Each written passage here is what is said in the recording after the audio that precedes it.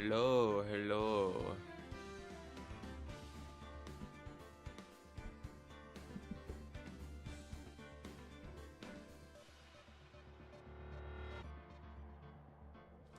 It is time. Is anyone here yet?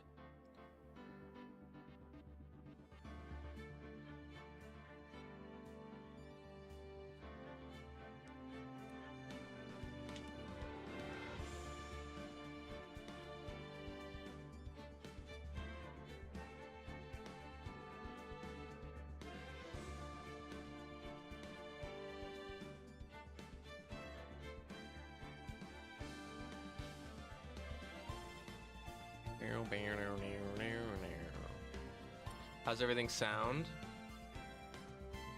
Am I too quiet, too loud? Is the game too quiet, too loud? Can you hear me?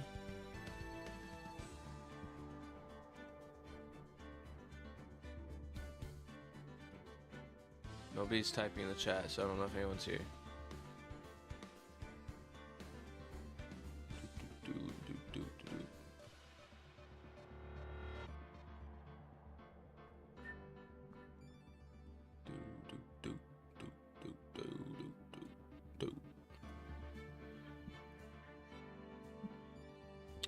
I did not see your text, Luke.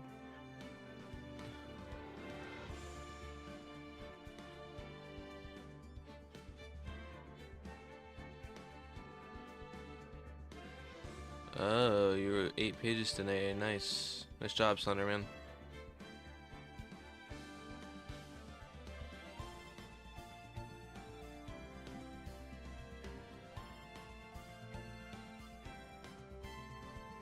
Oh, they added new stuff?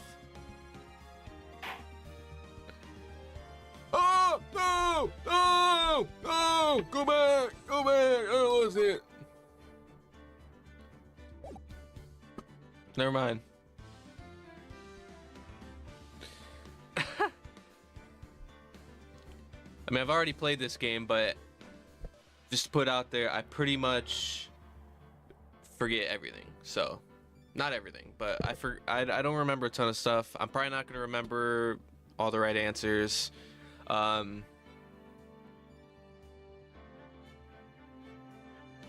Oh, that's right. I didn't even get to the other games. Yeah, I played the first game, yeah. But okay, so I'm gonna lay some rules here because obviously we have some Phoenix Wright know-it-alls in the chat right now. Not talking about anyone specifically, of course. But no hand holding. If I explicitly ask for like a clue, then maybe obviously you can give me something, but try not to give me any answers. I'm gonna try and use my brain to really figure this out. So yeah, no coddling here. I'm a big boy lawyer. I passed the bar, so it's yeah, I should be fine.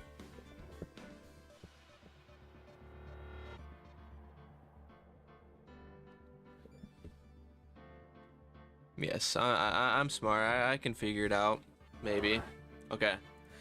Let's just get right into it then. Play this game. First turnabout. I remember this one kind of well.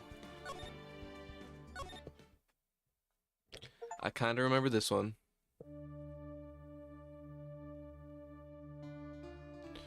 Gasp, gasp.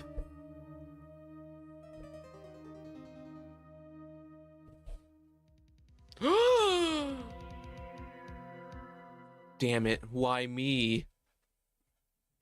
I can't get caught. Not like this. I've gotta find someone to pin this on. Someone like him. I'll make it look like he did it. I'm very excited. August 3rd, 9:47 a.m. District Court, Defendant Lobby number 2. Yeah, I wonder who the murderer is. So, boy, am I nervous. Right. Oh boy, here we go. Oh, hiya, Chief. All right, get it out, Gooners. I already know what you're gonna say. I don't want to hear it. Woo! I'm glad I made it on time. Well, I have to say, Phoenix, I'm impressed. Not everyone takes on a murder trial right off the bat like this. It says a lot about you and your client as well. Thanks. Actually, it's because I owe him a favor. I didn't say whip it out, Gooners. That is not what no, that's not what I said. A favor? You mean you knew the defendant before this case? I don't know why I got so much more high-pitched. Yes. Actually, I kind of owe my current job to him. He's one of the reasons I became an attorney. Well, that's news to me. I want to help him out any way I can. I just really want to help him. I owe him that much. It's over. Oh, I remember this guy. My life, everything, it's all over. Is that your client screaming over there? Yeah, it's him. Larry Butts. Death, despair, oh! I'm gonna do it. I'm gonna die. It sounds like he wants to die. Yeah. Nick! Hey there, Larry. Dude, I'm so guilty. Tell them I'm guilty. Give me the death sentence. I'm afraid to die. Oh, I ain't afraid to die. What? What's wrong, Larry? Oh, it's all over. I'm finished. Finished. I can't live in a world without her. I can't. What's going on with your eyes here, dude? Who took her away from me, Nick? Who did this? Oh, Nick, you gotta tell me. Who took my baby away? The person responsible for your girlfriend's death? The newspapers say it was you. My name is Phoenix Wright. You're probably wondering how I got in this situation. Here's the story. My first case is a fairly simple one. A young woman was killed in her apartment. The guy they arrested was the unlucky sap dating her, Larry Butts, my best friend since grade school. Our school had a saying, when something smells, it's usually the butts. That's funny. That's really funny. That's clever. In the 23 years I've known him, it's usually been true. He has a knack for getting himself in trouble. One thing I can say, though, it's usually not his fault. He just has terrible luck. But I know better than anyone that he's a good guy at heart. That and I owe him one, which is why I took the case, to clear his name. We can do it. We'll clear the Butts name, and that's just what I'm going to do.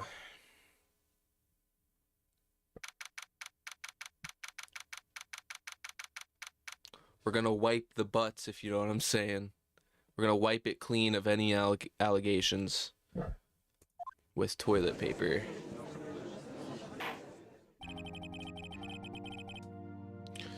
Court is now in session for the trial of Mr. Larry Butts. The prosecution is ready, Your Honor. The, defense is ready, Your Honor. Mr. Wright, this is your first trial, is it not? Yes, Your Honor. I'm a little nervous. Your conduct during this trial will decide the fate of your clients. Murder is a serious charge. Worst prosecutor in the series alert? Yeah, he's a snake. For your client's sake, I hope you can control your nerves.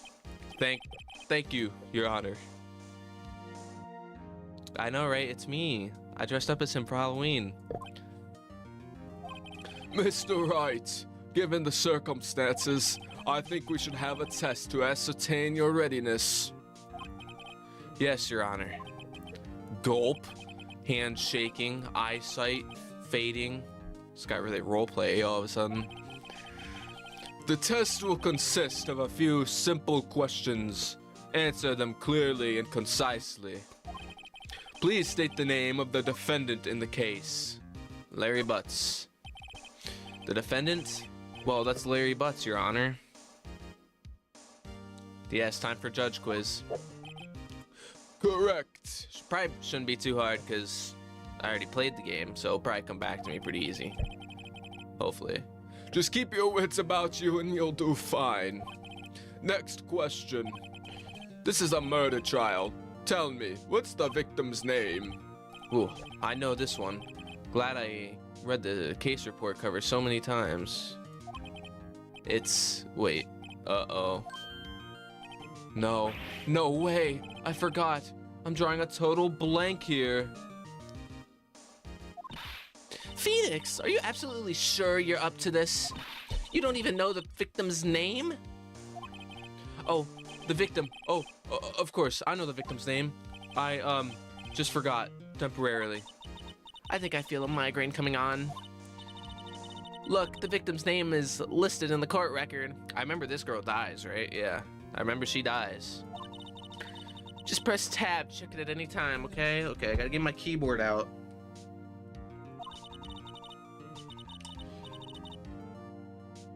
Remember to check it often. Do it for me, please. I'm begging you. Mr. Wright, who is the victim in this case? Cindy Stone. Love the platforming in this game. There's platforming. The victim's name is Cindy Stone. Correct. Now tell me, what was the cause of death? She died because she was hit with a blunt object. She was struck once by a blunt object. Correct. You've answered all my questions. I see no reason why we shouldn't proceed. You seem much more relaxed, Mr. Wright. Good for you. Thank you, Your Honor.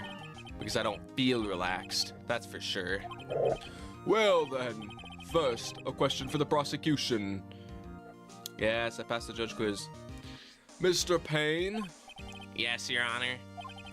As Mr. Wright just told us, the victim was struck with a blunt object. Would you explain to the court just what that object was? The murder weapon was a statue of the Thinker. It was found lying on the floor next to the victim. I see. The court accepts it into evidence. Statue added to the court record, okay. Right. Be sure to pay attention to any evidence added during the trial. That evidence is the only ammunition you have in court. Use tab, check the court record frequently, okay. Whap. Mr. Payne, the prosecution may call its first witness. The prosecution calls the defendant, Mr. Butts, to the stand. Chief, what do I do now? Oh, sorry, that was Phoenix. Never mind. Pay attention. You don't want to miss any information that might help your client's case. You'll get your chance to respond to the prosecution later, so be ready. Let's just hope he doesn't say anything unfortunate. Uh-oh. Larry gets excited easily. This could be bad. Where's that face, man? Ahem. Guys, do I get chocolate milk? Hell yeah, you get chocolate milk. I want chocolate milk so bad right now. Mr. Butts, is it not true that the victim had recently dumped you? Hey, watch it, buddy. We were great together. We were Romeo and Juliet, Cleopatra, and Mark Antony. Didn't they all die? I wasn't dumped. She just wasn't taking my phone calls or seeing me, ever. What's it to you, anyway? Mr. Butts, what you describe is generally what we mean by dumped. In fact, she had completely abandoned you and was seeing other men. She had just returned from overseas with one of them the day before the murder. What do you mean, one of them? Lies, all of it lies. I don't believe a word of it. Your Honor, the victim's passport. According to this, she was in Paris until the day before she died. The victim apparently arrived home from Paris on 7:30 the day before the murder. Indeed, she appears to have returned the day before the murder. Dude, no way. The victim was a model, but did not have a large income. It appears that she had several sugar daddies. Daddies? Sugar? Ooh, pineapple juice is good too. Pineapple juice is really solid. Yes, older men who gave her money and gifts. She took their money and used it to support her lifestyle. Dude. We could clearly see what kind of woman this Miss Stone was. Yeah, he's roasting him. Tell me, Mr. Butts, what do you think of her now? Right? I don't think you want him to answer that question. Yeah, Larry has a way of running his mouth in all the wrong directions. Should I stop him from answering? My client had no idea the victim was seeing other men. That question is irrelevant to this case. Oof! Wince. Dude, Nick, what do you mean irrelevant? That cheating she-dog. I'm gonna die. I'm just gonna drop dead. The iconic finger.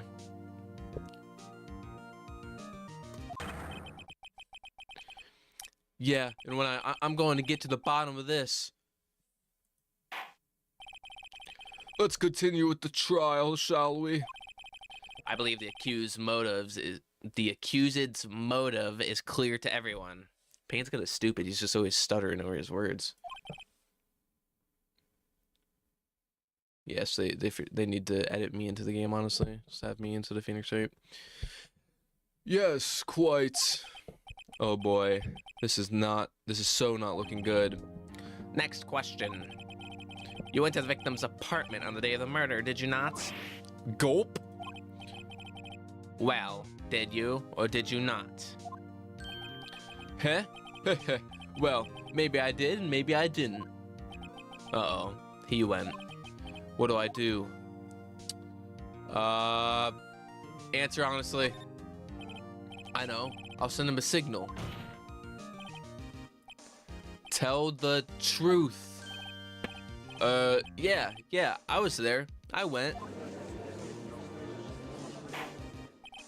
Order! Well, Mr. Butts? Dude, chill. She wasn't home, man. So, like, I didn't see her. Oh, no. Your Honor, the defendant is lying. Lying?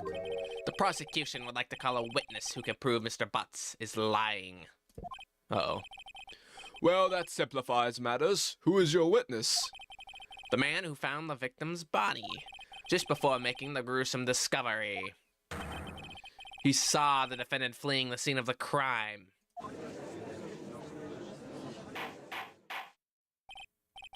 They changed his objection? No, that wasn't Phoenix's objection. That was Payne's objection.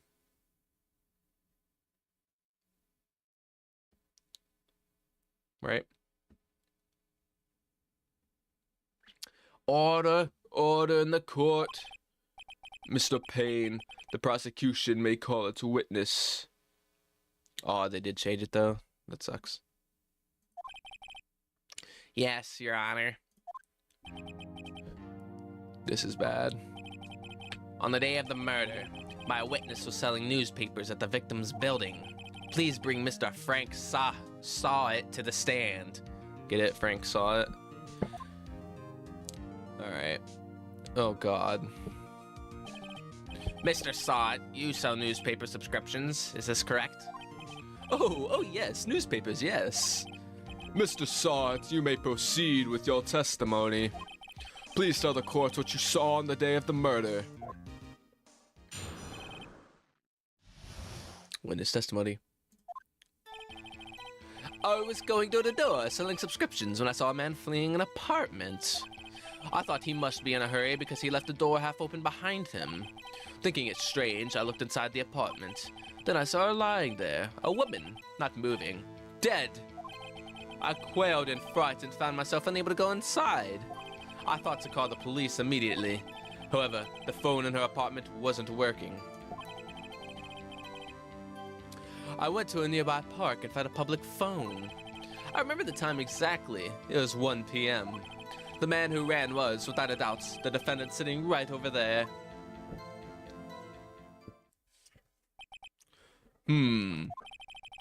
Larry, why didn't you tell the truth? I can't defend you against a testimony like that. Incidentally, why wasn't the phone in the victim's apartment working?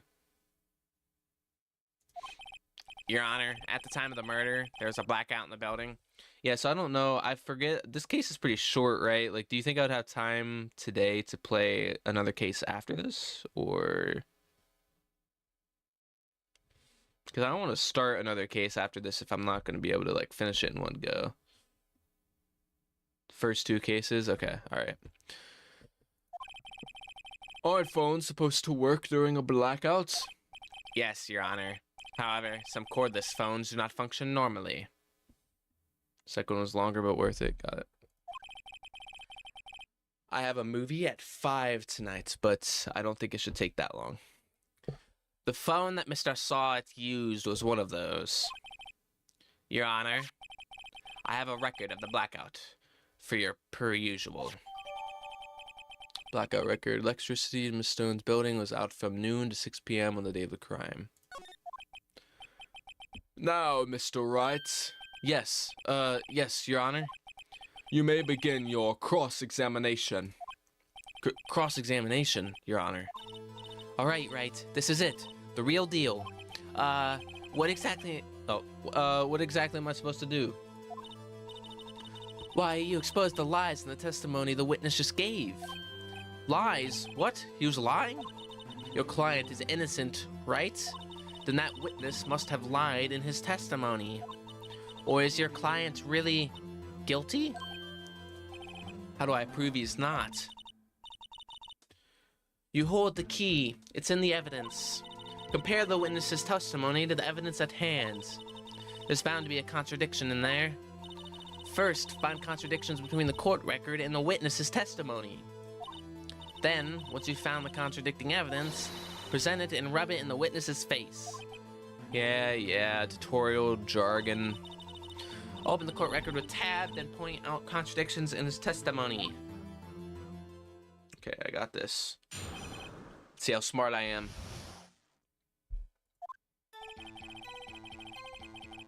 I was going door to door, selling subscriptions, I saw a man fleeing in the apartment. I thought he must be in a hurry because he left the door half open behind him. Thinking it's strange, I looked inside the apartment. Then I saw her lying there, a woman not moving, dead. I quit in fright and found myself unable to go inside. I thought to call the police immediately. However, the phone in the apartment wasn't working. I went to a nearby park and found a public phone. Remember the time exactly, it was 1 p.m. The man who ran was, without a doubt, the defendant sitting right over there. That's all of it. Must be a contradiction there somewhere. Examine the court record with tab. Okay.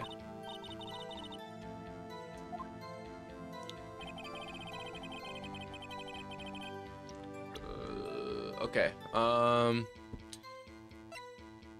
Time of death. 4 to 5.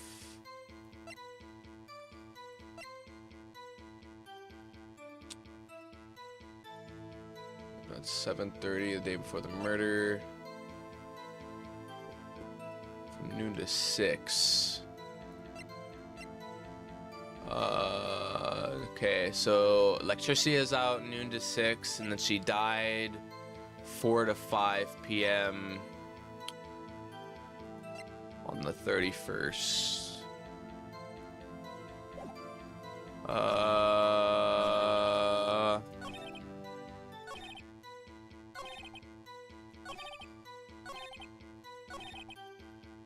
Okay, no, that's all right. She died at 4 to 5. Objection! You found the body at 1 p.m. You're sure? Yes, it was 1 p.m. for certain. Frankly, I find that hard to believe. Your statement directly contradicts the autopsy report. The autopsy notes the time of death at sometime after 4 p.m. There was no body to find at 1 p.m. How do you explain this 3-hour gap? Oh, This is trivial. The witness merely forgot the time. After his testimony, I find that hard to believe. Mr. Salt, why were you so certain that you found the body at 1 p.m.? Gee, that's a really good question. Great job, Wright. Way to put him on the spot. That's all you have to do. Point out contradictions. Lies always beget more lies. Sorry, my ear's itching. See through one and their whole story falls apart. Wait, I remember now. Would you care to give your testimony again? Okay, let's see what he's got now. You see, when I found the body, I heard the time. There was a voice saying the time. It was probably coming from the television. Oh, but it was 3 hours off, wasn't it? I guess the victim must have been watching a video of a taped program. That's why I thought it was 1 p.m. Terribly sorry about the misunderstanding, but she couldn't have been watching it because the power was out.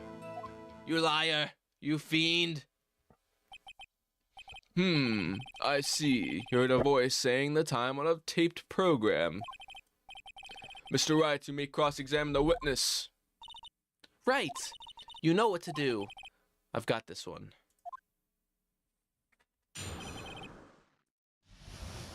Okay. Okay.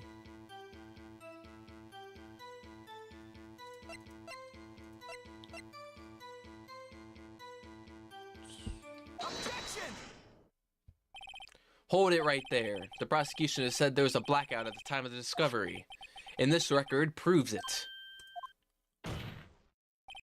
You couldn't have heard a television or a video. The defense has a point. Do you have an explanation for this, Mr. Salt? No, I find it quite puzzling myself, quite. Wait, I remember now. Mr. Salt, the court would prefer to hear an accurate testimony from the very beginning. These constant corrections are harming your credibility. That, and you seem rather distraught. Oh, his toupee lifted a little bit there. Yeah, it should be Frank had done it. My apologies, Your Honor. Oh, I don't know why I said that in the judge's voice. My apologies, Your Honor. It must have been the shock of finding the body. Very well, Mr. Salt. Let's hear your testimony once more, please.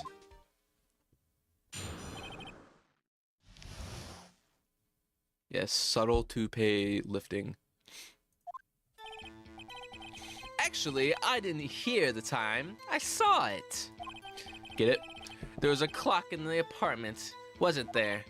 Yeah, the murder weapon. The killer used it to hit the victim. That must have been what I saw. Okay, no. No. You saw a clock. I guess that would explain it. The defense may cross-examine the witness. Gladly.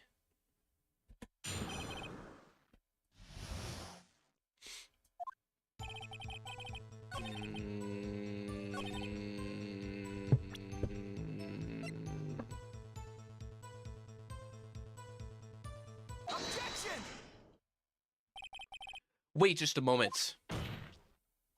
The murder weapon wasn't a clock. It was a statue. Now how is this supposed to be a clock? You with your objections and your evidence? What do you think? Just who do you think you are? Just answer the question, Mr. Salt. Hey, I saw it there, okay? That's a clock. Your Honor, if I may. Yes, Mr. Payne? As the witness stated, the statue is indeed a clock. The neck is a switch. You just tilt it and it says the time out loud. As it doesn't look like a clock, I submitted it as a statue. My apologies. You scheming bastard.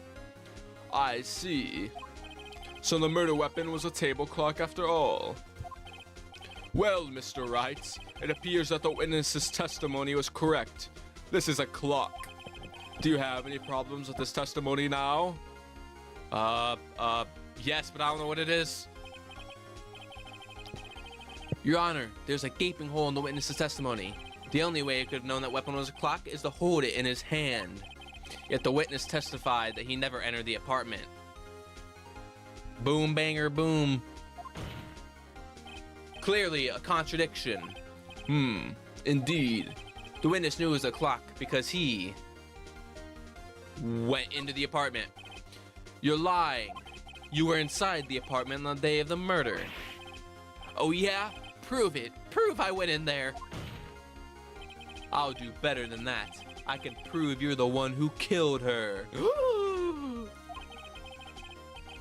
Yes, Phoenix's iconic catchphrase, boom, banger, boom. Oh wait, I missed a line of dialogue, no. That was the sound you heard. Order in the court. Intriguing. Please continue, Mr. Wright. Yes, Your Honor. Mr. saw it. The sound must have left quite an impression on you. Understandable, since the murder weapon spoke just as you hit the victim. That voice was burned into your mind. That's why you were so certain about the time. What's the meaning of this? This is all baseless conjecture. Baseless? Just look at the witness's face. Would the witness care to elaborate? Did you strike the victim with the clock? That day, I never. Look, the clock. I heard no. I mean, I saw. Shut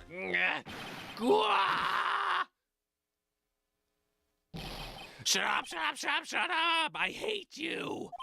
It was him. I tell you, I saw him. He killed her, and he should burn. Give him death. Order in the court, I say. Your Honor, a moment, please. There isn't a shred of evidence supporting the defense's claims. Mr. Wright. Your Honor? You claim the sound the witness heard came from the clock. Do you have any evidence? The whole case is riding on this. I'd better think it through carefully. Your Honor, the sound Mr. Saw had heard was definitely this clock. A fact which is clear if you simply...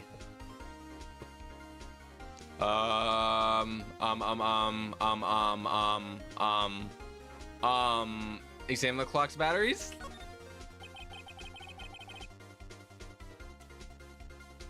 All you have to do is examine the batteries. The batteries are in the right way. The clock seemed to be working fine. What exactly did you mean, Mr. Wright? That the clock was working fine. Yes, and? Aw, dang it. I chose the wrong one.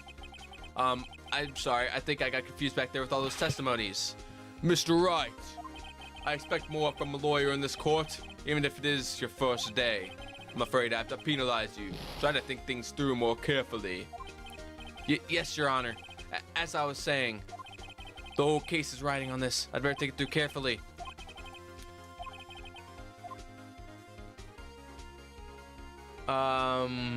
I don't think sounding the clock would prove anything. But what would asking the neighbors prove? Okay, ask the neighbors. All you have to do is talk to the victim's neighbors. Talk to the neighbors? I'm sure one of them heard the clock to the time when the incident occurred. I see. Does the prosecution have anything to say, Mr. Payne? We've already made all the necessary inquiries. Everyone living near the victim's apartment was out at the time of the murder. Furthermore, even if a neighbor had heard the clock, that would not prove that Mr. Sawt had heard anything. That is true. I believe you may be wrong, Mr. Wright. You'll receive a penalty for that, unfortunately. Okay. I'm sorry, Your Honor. Let me think about it again. There's not much to think about. I only have one option left. Let's sound the clock now, here in this court. Your Honor, may I have the clock? I asked the court to listen very carefully. I think it's 8:25. That certainly is a strange way to announce the time. Well, he is the thinker, after all. So, we've heard the clock. What are your conclusions, Mr. Wright? Mr. Payne, can you tell me what time it is now? It's 11:25. As you can see, this clock is exactly 3 hours slow. Precisely the discrepancy between what Mr. Saw has heard and the actual time of death. Boom, banger, boom. So, Mr. Sawit, try to talk your way out of this one. You forgot one thing. Uh-oh. What's he talking about now? Yes, you and Hunter are up in the jury, watching. While it may seem like that clock is running 3 hours slow, it proves nothing. How do you know it was running 3 hours slow on the day of the murder? If you can't prove that, you don't have a case. He's right. How am I going to prove that? Damn it. I was so close. Mr. Wright, it seems you lack the critical evidence to support your claim. Yes, Your Honor. This means I cannot let you indict the witness. Unfortunately, this ends the cross-examination of Mr. Frank Sawit. I come all the way down here to testify and look what happens. You treat me like a criminal. A criminal. You lawyers are all slime. Grr, I almost had him. Sorry, Larry. I failed you. There's nothing I can do about it now. Ah! Not so fast, Mr. Sawit. Chief. Listen up, Wright? Boobs, Chief. Don't throw this one away. Not like this. Think. But, Chief, it's over. I can't prove the clock was slow the day of the murder. Nobody can prove that. Well, yes. But that doesn't mean you can't still win. Try thinking out of the box. Don't waste time doubting the facts. Assume the clock was 3 hours slow and think through it. Ask yourself, why was the clock 3 hours slow? Figure out the reason, and you'll have your proof. Right. Can you think of a reason as to why the clock would be 3 hours slow? Not really, but I'll say yes. Wait, maybe I can prove it. You must have evidence somewhere that can prove it, right? Find it and let them have it. Well, Mr. Wright, you say the clock was already running slow on the day of the murder? Have you found evidence to support this claim? Of course. There's a piece of evidence in the court record that can prove my claim beyond a doubt. Ha! Tough words. Let's see you pull this one off. Let's see this evidence that proves that the clock was running slow.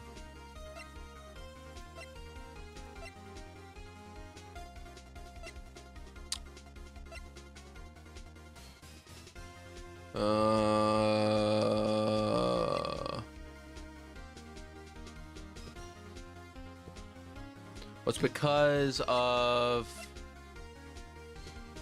Yeah, it's because of this, right? The blackout record. Right? I think. I'm gonna go for it. Excuse me. This proves your claim. How? Aw, dang it. Fudge. One more chance. Give me just one more chance. Alright, Mr. Wright. The time is not on your side. Be quick about it. Let's see this evidence that proves that the clock was running slow. Think out of the box. Okay, gotta think. It's probably my last chance. Time of death, 7:31, 4 p.m. to 5 p.m. Cause of death, loss of blood due to blunt trauma. Okay. A statue in the shape of the thinker. I'm really thinking right now. It's rather heavy. The victim apparently arrived home from Paris on 7:30, the day before the murder. And then obviously it's not that. The victim apparently arrived home from Paris on 7:30, the day before the murder. Statue in the shape of the thinker. It's rather heavy.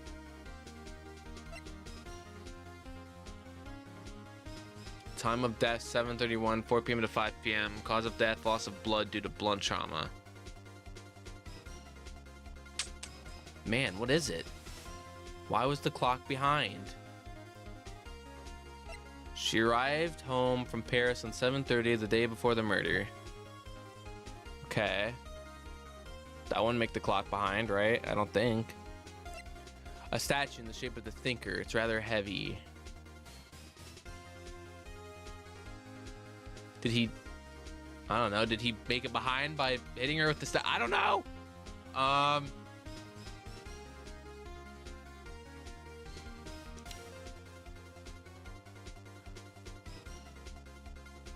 Because of time zone.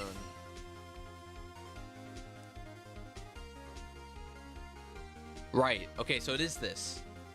Because she came back from Paris and she needed to change the time zone back, right? I think. I'm gonna trust my gut and go for it. The victim had just returned home from abroad the day before the murder. As we all know, the time difference between here and Paris is 9 hours. When it's 4 p.m. here, it's 1 a.m. the next day there. The clock wasn't 3 hours slow, it was 9 hours fast. The victim hadn't reset her clock since returning home. That's why the time you heard when you struck her dead in her apartment was wrong. Proof enough for you, Mr. Sot? Or should I say, Mr. Did It? I think Connor's done it was better. Oh, he's dead. Order! Order, I say! Well, this case has certainly turned out differently than we all expected. Mr. Payne, your witness? He was arrested and has been taken away, Your Honor. Very well. Mr. Wright? Yes, Your Honor. I have to say I'm impressed. Yes, this game is only for those who can lock in. I have to lock in, man. I was already stumped, and this is the easiest case. I don't think I've ever seen someone complete a defense so quickly and find the true culprit at the same time. Thank you, Your Honor. At this point, this is only a formality, but this court finds the defendant, Mr. Larry Butts, not guilty. Yeah. Let's go, Larry Butts. And with that, this court is adjourned.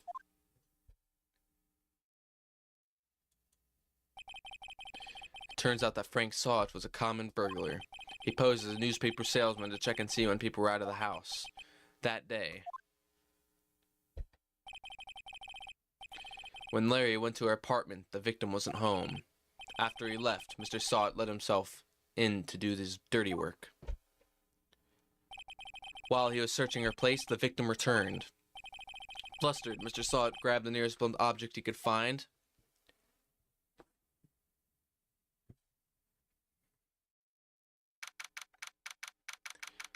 "2:32 p.m. Ooh, I still can't believe we won. Right, good job in there. Congratulations. Thanks, Chief. I owe it all to you. Not at all, not at all. You fought your own battles in there. It's been a while since I've seen a trial end on such a satisfying note. I've never seen the Chief looking this happy. If she's this glad, imagine how Larry must feel. My life is over. Larry, you're supposed to be happy. What's wrong now? Oh, Nick, don't worry about me. I'll be dead and gone soon. Good. Wait, no, I mean bad.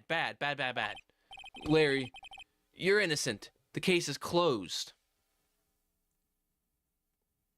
Yeah, I sure do hope nothing bad happens to Mia. She's a very compelling and likable character.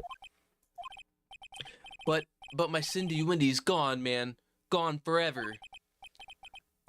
Larry, she was a... Never mind. Congratulations, Harry. Harry? Yes, you. I can practically see the headlines now. Harry Butts, innocent. Heh, thanks. I really owe you one. I won't forget this, ever. Let's celebrate. Dinner, movie, my treat. Oh, no, I couldn't. Hey, I was the one who got you off the hook. Oh, hey. Here, take this. It's a present. A present? For me? Wait, wasn't this the evidence that... Actually, I made this clock for her. I made one for her and one for me. Really? You made this? Well, thank you. I'll keep it as a memento. The murder weapon? Yo, Nick, can you believe it? I was so into that chick, and she was just playing me for a fool. Don't that make you want to just cry? Larry. Are you so sure? Squeeze me? I think she thought quite a lot of you in her own way. Nah, you don't gotta sympathize with me. It's okay. Oh, I'm not just sympathizing, really. Isn't that right, Wright? Don't you have something to show your friend? Something that proves how she felt about him? Huh? Oh, yeah, right. What the heck is she talking about? Okay, what proves it? Cause of death, loss of blood due to blunt trauma. That definitely proves it. I'm just kidding. The fact that she kept it, right? Check this out, Larry. Proof positive you weren't just some chump to her. Huh? What about the clock? This is the clock you made for her, Larry, and she took it with her when she traveled. Whatever, she probably just needed a clock, that's all. You think so? It's a pretty heavy clock to take traveling. Well, make of it what you will. Aw, how sweet. Hey, Nick, I'm glad I asked you to be my lawyer. Really, I am. Thanks. Hope that made him feel a little better. Right? I hope you see the importance of evidence now. Also, hopefully you realize things change depending on how you look at them. People, too. We never really know if our clients are guilty or innocent. All we can do is believe in them. And in order to believe in them, you have to believe in yourself. Aww. Right. Listen, learn, grow strong. Never let go of what you believe in. Never. What a great character, man. I can't wait for Mia to be in all the rest of the game. I'm interested to see where her character arc goes. Well, I think I'm working that. Sorry, Mia. Mia, what happened to you there? My goodness. Yeah, I guess so. Say, how about dinner? On me.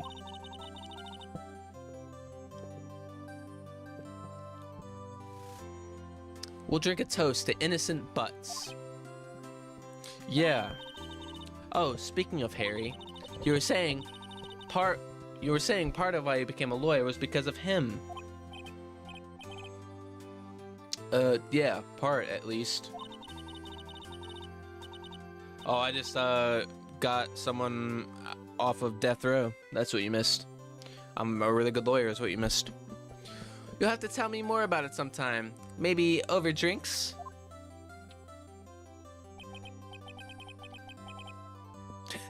You missed everything, Nathan. And so my first trial came to a close. Larry slapped me on the back and said, "Gee, Nick, it's good to have friends." There's 8 people in the chat right now. Am I seeing this right? Holy, there's 9 people? 9 people in the chat right now. What's up, everybody? I'm pretty sure he's not going to pay us unless you count the clock he gave Mia. I didn't know it then, but that clock was soon going to be at the center of another incident. And my promise to tell the chief about me and Larry would be one promise that I wouldn't be able to keep. The end of the game. That was quick. Brand new episode. I'm beginning my Ace Attorney journey. Yeah, save my progress. Boop.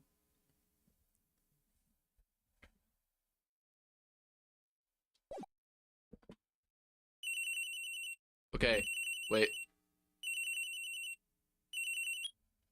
Oh, it's an unskippable cutscene. Okay, hold on. I have to use the bathroom and get some water because my throat is already sore from doing all the voices. So I will be right back. Just give me 1 second.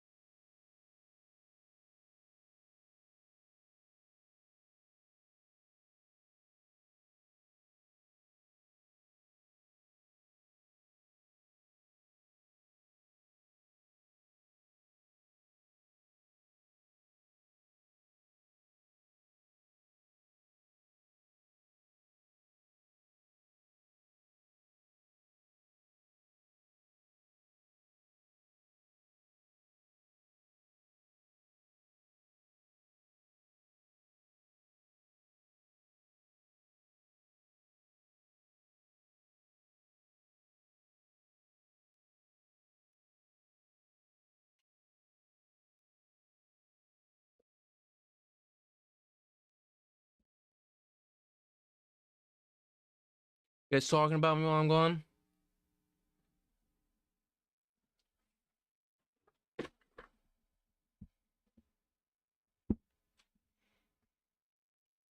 This isn't my room. This is our guest bedroom I'm in right now. My room looks much cooler than this.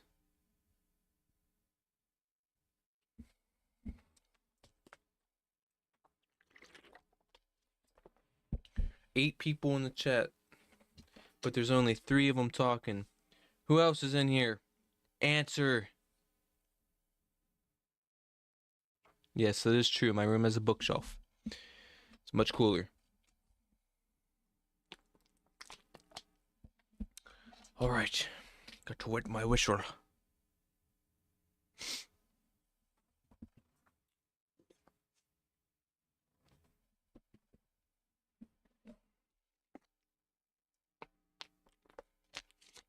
All right, no time to waste.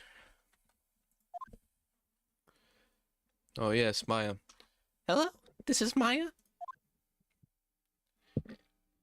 Hey Maya, it's me. Mia, what's up? You haven't called in a while. Sorry, I've been so busy. How have you been? Well, lonely, and it's all your fault. Nah, I'm just teasing. I've been great. I'm finally getting used to having my own place. That's good to hear. Actually, I'm calling because I have a favor to ask. I know. You want me to hold evidence for you? Sharp as always. There's a lot of buzz about the upcoming trial. I just don't feel safe keeping the evidence here. I gotcha. So, what is it this time? It's a clock. A clock? Yeah, it's made to look like that statue, the thinker. It tells you the time. I thought you might like it. You always like toys. 9 people in the chat? Speak. Answer. What do you have to say for yourselves? Hey, girl. Hey, I'm not a little girl anymore, sis. Now. You know I'm only teasing. I should probably tell you, the clock isn't talking right now. Huh? It's not working? That's lame. I had to take the clockwork out. Sorry. I put some papers inside it instead. Papers? Is that the evidence then? Well, there's a possibility that it might turn out that way, yes. Can you come by the office tonight, say 9, to pick it up? I'll be in a pre-trial meeting until then. Okay, sis, but I expect dinner. Something good. Like burgers. I could really go for a good burger. Okay. We'll hit the usual joint. It's making me hungry now. God darn it. Alright, it's a deal. Okay, sis. See you soon.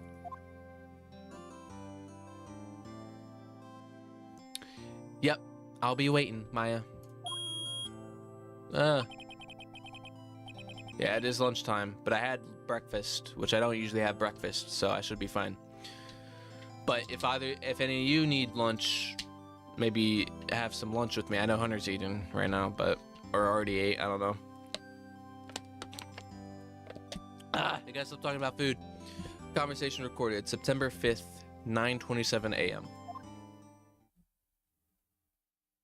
Oh, you just had some lunch, nice.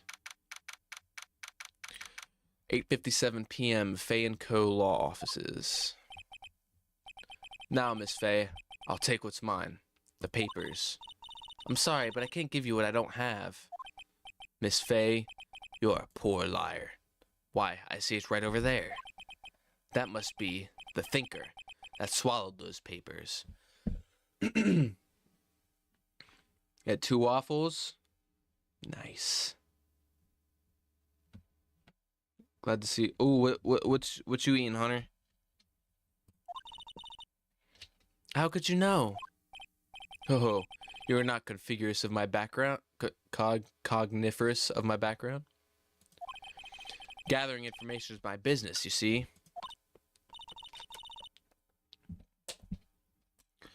Not the Epstein files. I should have been more careful. Ho ho. My dear Miss Fay, I'm so very sorry. But I'm afraid I must ask you for one more thing. Your eternal silence. Farewell, Miss Fay. No! Not again. Ooh, grilled cheese and fries. That's yummy. Red, white, blue.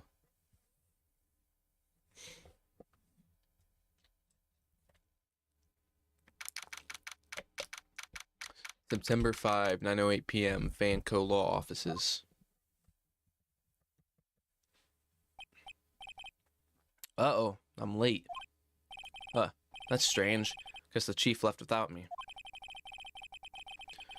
Yeah, very pathetic last words. Just exclamation points. She said her sister was coming over, so we should all go out for dinner. What's that smell? Blood? Mia! Maybe she's in her office. Let's examine. I smell blood, and that can't be good. I have to check and see if Mia, the chief's okay. Oh, ooh, look bikes, empty. Woo! Okay. Wait, what? Okay, how do I...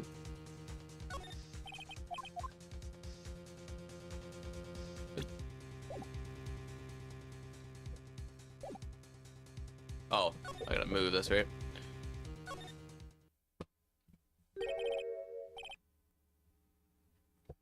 That smell. Blood. Sis. Someone's there. No. Chief? Chief? Chief!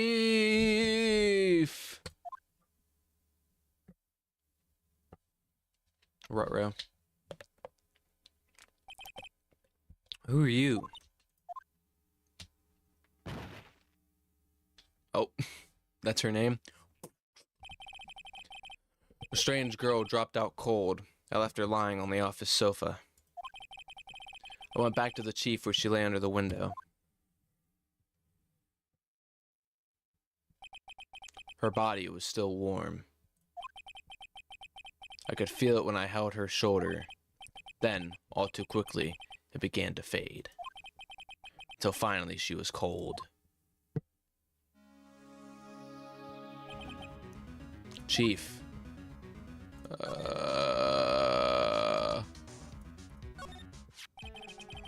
Some shards of glass are scattered on the floor. They seem to be the remains of a glass light stand.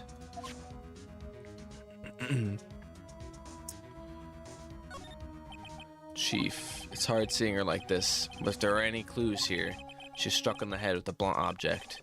She probably died instantly. The thinker lying next to her must have been the murder weapon. Okay. There's some glass shards near the chief's body. Must be pieces of the glass light stand lying broken in the back of the room. Glass shards added to the court record. Nice. Piece of paper. Must have fallen from Mia's hand. What could it be? Word is written in blood on the scrap of paper. Maya. Did Mia write this? This piece of paper is a receipt from a department store, dated yesterday. Still your third favorite game of all time? I'm very excited. I'm excited to play what I haven't played already, too. I'm excited. That'll motivate me to get through this stuff, even though this stuff is peak. I think that's enough snooping around for now. I'd be better call the police and find out what that girl was doing here.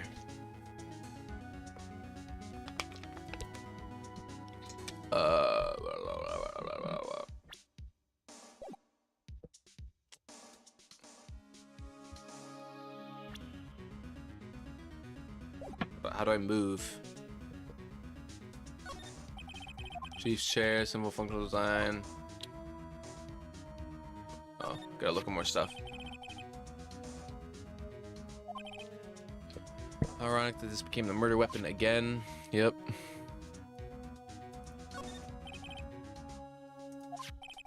Looks like she was hit in the head with a blown weapon. Fred died instantly. The Gatewater Hotel, a nice luxurious place. Anything else? Okay, can I leave now? How do I leave? Oh.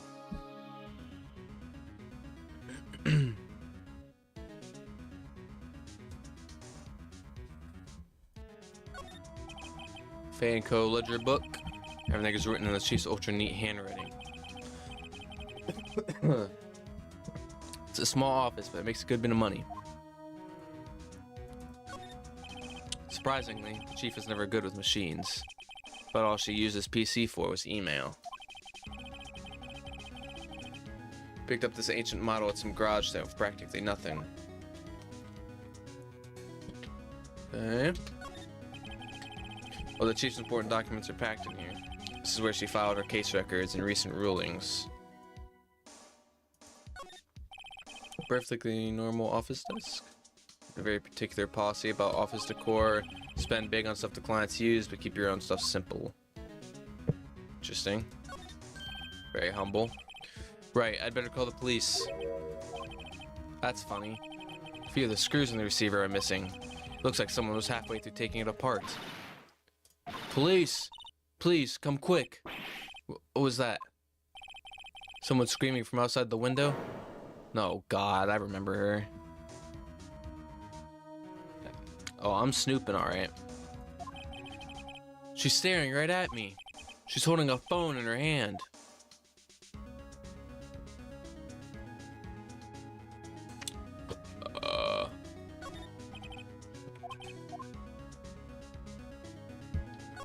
Let's go back to the window. No.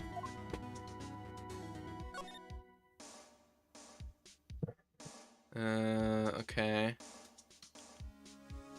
Can I leave now?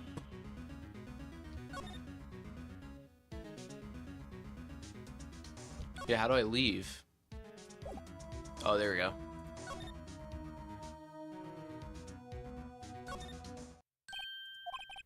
That girl just now. Where'd she go? Put her right there on that sofa. Uh-oh. I hope she didn't run on me. Yipes! Don't scare me like that. Excuse me, but who are you? It's okay. I work here. Maya Fey. Maya Fey? Maya. So Mia is writing this girl's name. Maybe I should show her the receipt. I never thought there'd be a use for evidence like this outside the courtroom. Present. Before Maya died, she wrote a message with her own blood. She wrote it on the back of this receipt. That's my name! Well, why? Why would she write my name? Please, just calm down. Well, why? Why would sis write my name? Uh-oh. Now I've done it. Oh, here they come. The peepo. The police. Sounds like they're coming this way. Freeze! Police!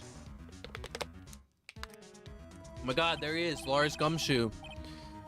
Alright, I'm Detective Dick Gumshoe, see? Gumshoe, what an odd name. We received a report from the building across the way, see? Got a person saying they saw a murder. No, moida. Got a person saying they saw a moida. Must have been that woman I saw. Anyway, I don't want either of you moving 1 inch, okay? Great. Just great. Maya. Wait, she won't have... Nah. Whoa! Oh, wait. Who's this Gumshoe? Whoa! Excuse me. Eek. This word Maya here mean anything to you? That's my name. What?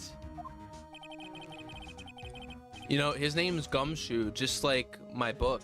Life of the Gumshoe that you can buy on Amazon or at Snowball Bookshop in downtown Barberton on Main Street. Just throwing that out there. The victim drew this here note in her own blood, see? With her dying breath, she wrote down the killer's name. Killer? I'm not. Case closed. You're coming down to the precinct, ma'am. What?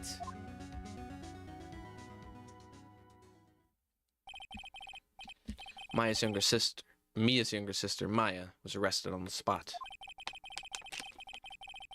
I was taken in for questioning and didn't get out until the next morning. My eyes were heavy, but I couldn't sleep.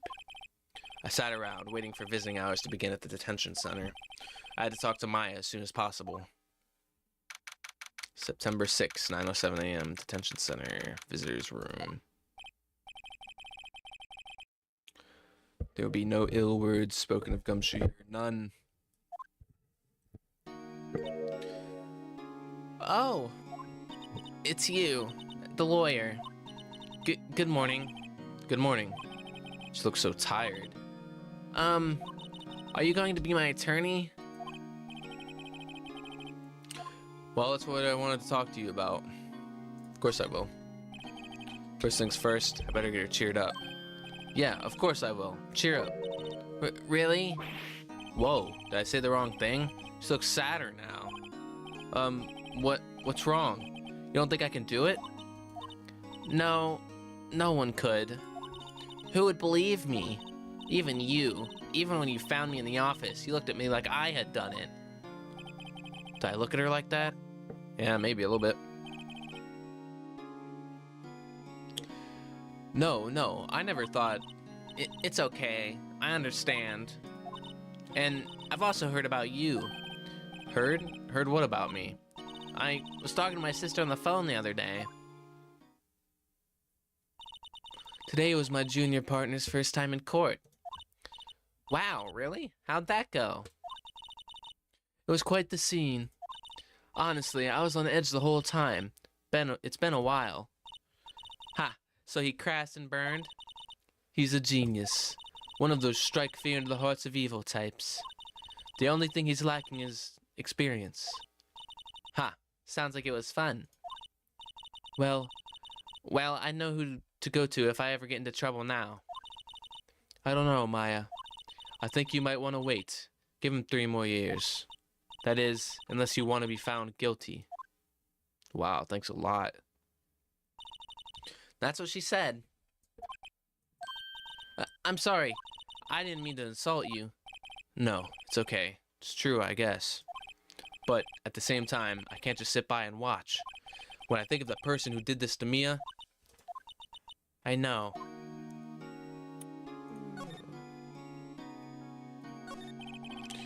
There's something I've been wanting to ask you. Yes? What's with that outfit? Oh, this? This is what all acolytes wear. It's my uniform, you could say. Acolytes? Like people in religious training? Alright, thanks, Nathan. What is it you do? Oh, it's nothing strange, really. I'm a spirit medium in training. Spirit medium? I'm pretty sure that qualifies as strange. Okay, day of the crime. Could you tell me about the day of the murder? Yes. Let's see. That morning, I got a call from my sister. She wanted me to hold onto a piece of evidence for an upcoming trial. Evidence? Yes, that clock shaped like the Thinker. The one Larry made. How could that have been evidence in a case? Right. She said something about that. I remember. Do you want to hear it in her own voice? Her own voice? Yes. I'm pretty sure our conversation is on my cell phone. You recorded it? Yeah, I forgot how to delete those things. Okay. Exactly, religious training, like the chapter Checkmate, Life of the Gumshoe. Everyone should know that reference, obviously. So, you say you have a conversation with your sister on your cell phone? Let's hear it. Right. Oh, I just remembered. That detective took my cell phone. Sorry. Oh, right. Of course. Next time I see Detective Gumshoe, I'll ask him for it. I'll write you a note so you don't forget, okay? Sure, thanks.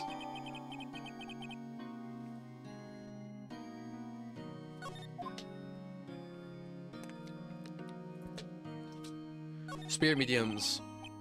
So you're an acolyte in a medium in training. That's right. The Fae family, especially the women, have always been very sensitive to the spirit world. Wait a second, you said the Fae family? So Mia's into this stuff too?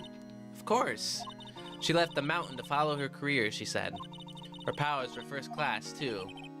I had no idea. Wait. Oh, wrong voice. Wait. What? So you're a real honest-to-goodness spirit medium? With ESP and all that? What is ESP? Yes, in training. Well, can't you contact me as spirit then? We can just ask her who killed her. Won't that be nice? I'm sorry. I'm still in training. I couldn't do something on that level. Thought that'd be too easy. Huh? Something the matter? I was wondering, could I ask you a favor? This is the address of a famous lawyer. My sister gave me this a long time ago. She said if I was ever in trouble, I should call him. And, well, I'm in trouble. Do you think you could go ask him to represent me? Man, I don't want to represent you, but okay, I guess. Sure, why not? I'll go ask. Thank you so much. I have no one else to turn to. Say, what about your parent? Or say, what about your parents? Maya's rejecting me, bro. I see. Don't worry. Leave it to me. Thank you. Trial's tomorrow at 10. What? Tomorrow? Tomorrow. What if this guy refuses? They told me that if I don't find one, the state will pick an attorney to defend me. When will that happen? They're giving me until 4 this afternoon. Wow, thanks a lot for the notice. My visiting hours are almost up. I'd better hurry. Right, I'll be back. I thought I asked about the day of the crime, didn't I? Did I already ask about that? Tell me about the day of the murder. Sorry, no, it must be hard. No, it's okay. All they've been doing the last few hours is talking about it. I've kind of gotten used to it. Let's see. That morning, I got a call from my sister. She wanted me to hold on to a piece of... Yeah, so thinker clock, practically qualifies here. So then, when did you arrive at the office? It's right around 9. The lights were off, and I could smell blood. Then I found her, my sister. Thanks, Maya. That's all I need to hear for now. Okay. Boop. And let's go Grossberg.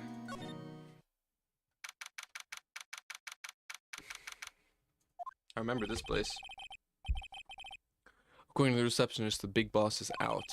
She couldn't say when he'd be back. Must be hard to keep track of everything when you're a famous lawyer. Not to mention run an office like this. Guess I'll just have to come back later. Okay. Grossberger. What is it? Did you meet the lawyer? Sorry. I haven't seen him yet. I see. I'd better go see if I can find this elite lawyer she's talking about. He's not there! Grody Burger. The office is filled with police officers. They're all busily searching for clues. Hey, you there! This is a crime scene, pal. No trespassing. Sorry. Don't I know you from somewhere? Wait, you're that Butts guy, aren't you? No, Phoenix Wright. How could anyone mistake me for Larry? Guess I got the wrong name, Mr. Wright. Sorry about that. That Butts guy, he was a killer. And you're no killer, right? He was proven innocent. Right. And you were Detective Gumshoe, obviously.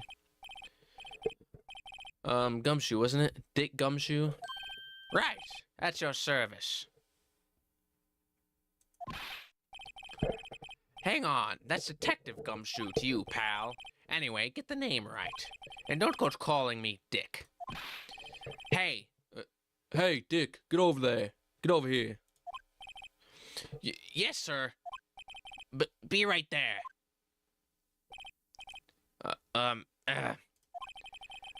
You're her lawyer, right, pal? If you got business here, you'd better do it quick. Ooh, he thinks I'm Maya's lawyer. Examine. Mia's favorite potted plant. I remember it had this bizarre name no one could ever remember. Cornerline stricta, pal. What was that?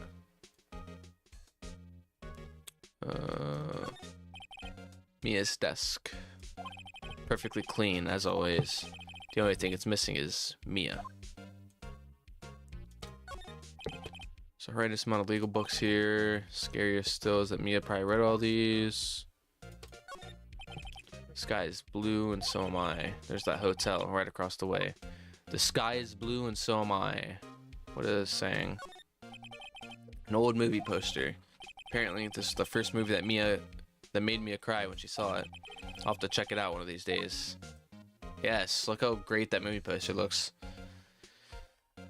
Okay,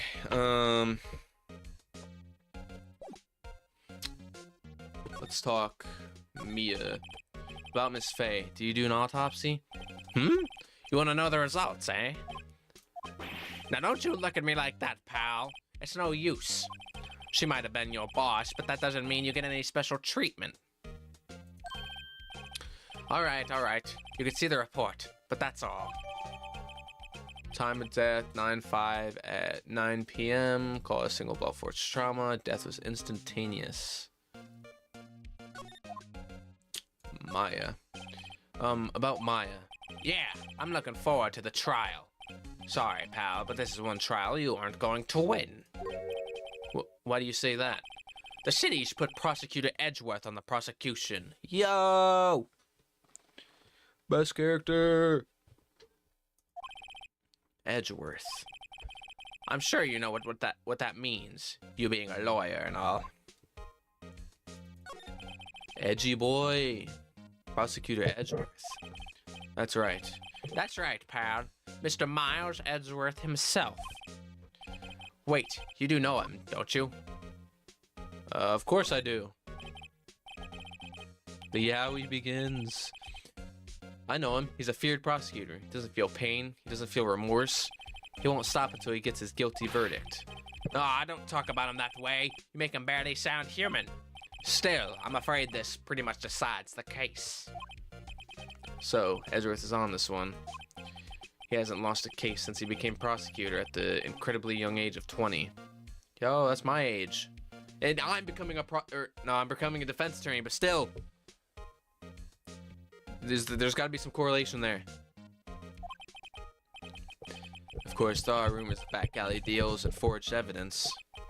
All I know for sure is that Edgeworth hates crime with an almost abnormal passion. I never imagined I'd be facing him so soon. Okay.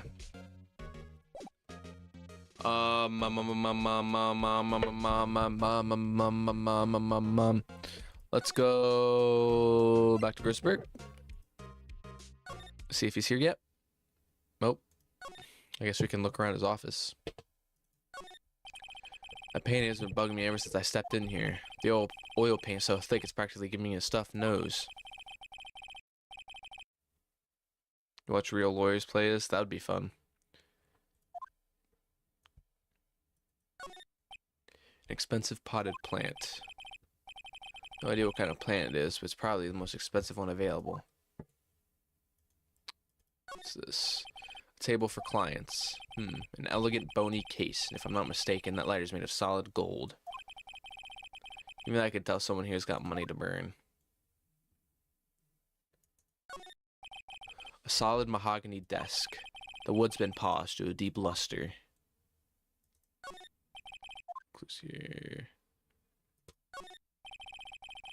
Expensive looking mahogany bookshelves filled with expensive looking books. Funny. They don't look like they've ever been read.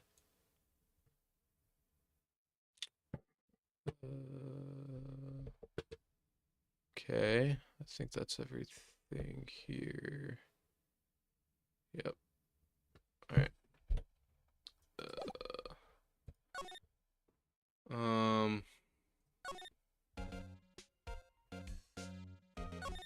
And let's talk about with you. Touch center. Let's talk about your family. What about your family? I only had my sister. My father died when I was very young, and I don't know where my mother is. Don't know, so she could still be alive? The women in my family have been mediums for generations. They say a lot of spiritual power runs in our blood. About 15 years ago, our family was involved in an incident. There was a man, and he ruined our mother's life. Ruined? After that, she disappeared. Several years after that, my sister announced she would become a lawyer, and she left the mountain. So, you live by yourself? Yes, I've gotten used to it. Oh, also, I had to become independent, or I'd lose my powers. I feel bad for her, all by herself up on that mountain. So, who's this man who, ruined your mother? About 15 years ago, there was an unusual murder case. It made quite a stir. Everyone was talking about it, apparently. I can already tell by the end of this I'm going to lose my voice. The police were running out of leads, and they were getting desperate. Wait, they didn't use a spirit medium, did they? The police convinced my mother to try to contact the victim. Wow, so what happened? The case was solved. We thought. You thought? The man my mother helped the police capture was innocent. The police's consultation with the medium had all been carried out in secret, of course. But a man found out about it and leaked it to the press.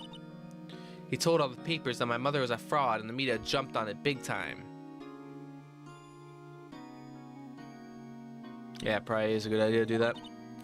She, my mother, became the laughingstock of the nation. I see. White. Excuse me? White? That was his name. My sister told me. White. Interesting. Keep going back to Grossberg. Grossberger. Nothing to examine. Nothing. Let's go back to Faye and Co. What's in here? Can I present something to you?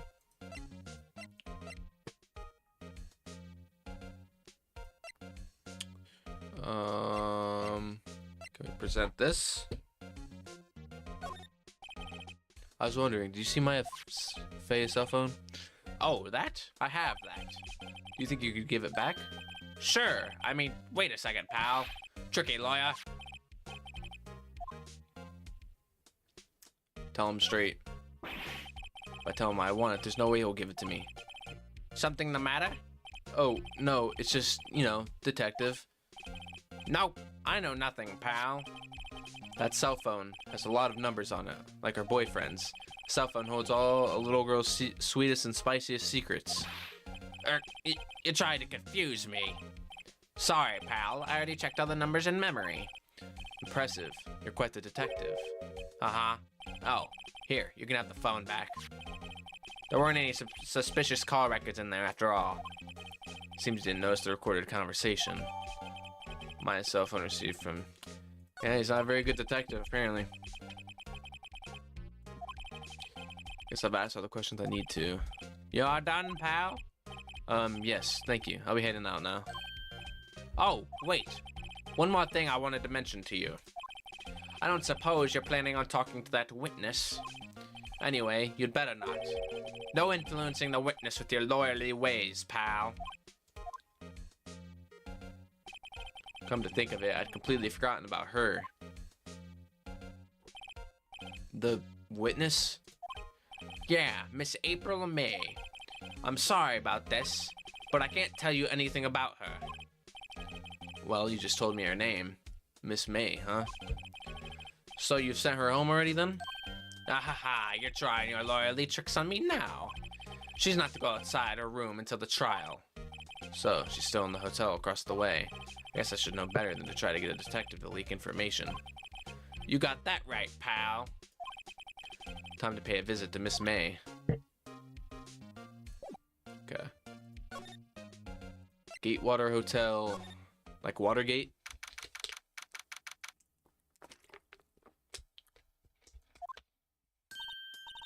Well, hello there, handsome. Hi. Smooth, right? Real smooth. You're the lawyer, aren't you? The detective told me. He said, don't say nothing to that lawyer, pal. Tee-hee. Memo to self. Thank Detective Gumshoe for making my job harder. Gee, this is all like something out of a movie. It's all so exciting I can hardly contain myself. Ooh, let me go freshen up so I can look the part of the beautiful eyewitness. I pity the lawyer that has to cross-examine this one. Oh yeah. I wonder who that's gonna be. Okay. Examine. Don't look at them. Don't look at them. The screwdriver stuck in this drawer. I wonder what's inside. Let's take a look. Hey! Hey! What are you doing? No touching! Ooh, bad boy. You really shouldn't pry around in other people's rooms now. You wouldn't want to make me upset, would you? Upset? I thought she was going to explode for a second there. I wonder what could be inside the drawer.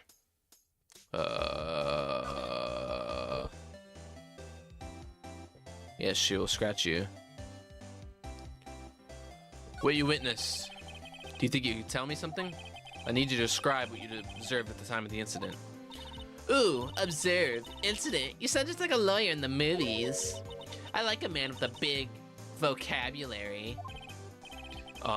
Gulp? Better not encourage her. You know that thing that happened the other day? The bad thing? What did you see when it happened? I don't suppose you could tell me about it? Pretty please? Let me see. Well, dream on. If you want to know, you'll just have to come to court tomorrow, Mr. Lawyer. Oh boy. Could you just... Who exactly are you? Ooh, Mr. Lawyer, are you hitting on me? No, hey, I'm just doing my job here. Tee, you know, you're cute when you blush. Believe me, this is the first time in my life I've blushed this much. Right. Could you just tell me what it is you do? Well, no, Tee, and you had your little hopes up, didn't you? Oh boy. I see there are 2 glasses on the table. Is someone staying here with you? Ooh, what amazing powers of observation. You must be one of those famous detectives, like on television. Oh no, not me. I'm just a lawyer. Say, Mr. Big Detective, why don't you go look for clues in the garbage? Miss May doesn't like nosy little lawyers. Oh boy. Let's present.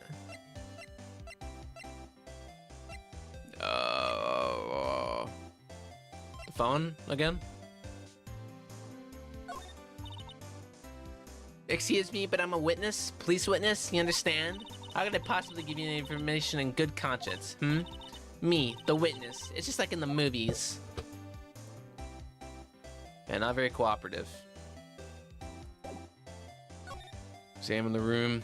I didn't realize I could just examine it with her standing right there. Flowers are fake, as expected. I know sunflower... Oh. Sorry, what? No sunflowers and tulips, but that's about the extent of my floral knowledge. Okay. Still scene painting. Wait, should that be still life? Whatever. One of those is hanging on the wall. The late summer sunlight streams through the window. There's the Fanco offices building, of course. You can see the inside of the room pretty clearly from here. I think it'd be a little difficult to recognize a face from this distance, though.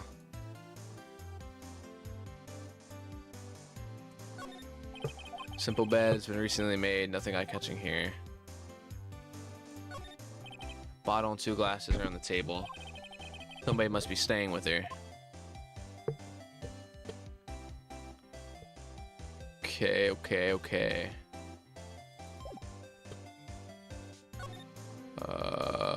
think that's it, right?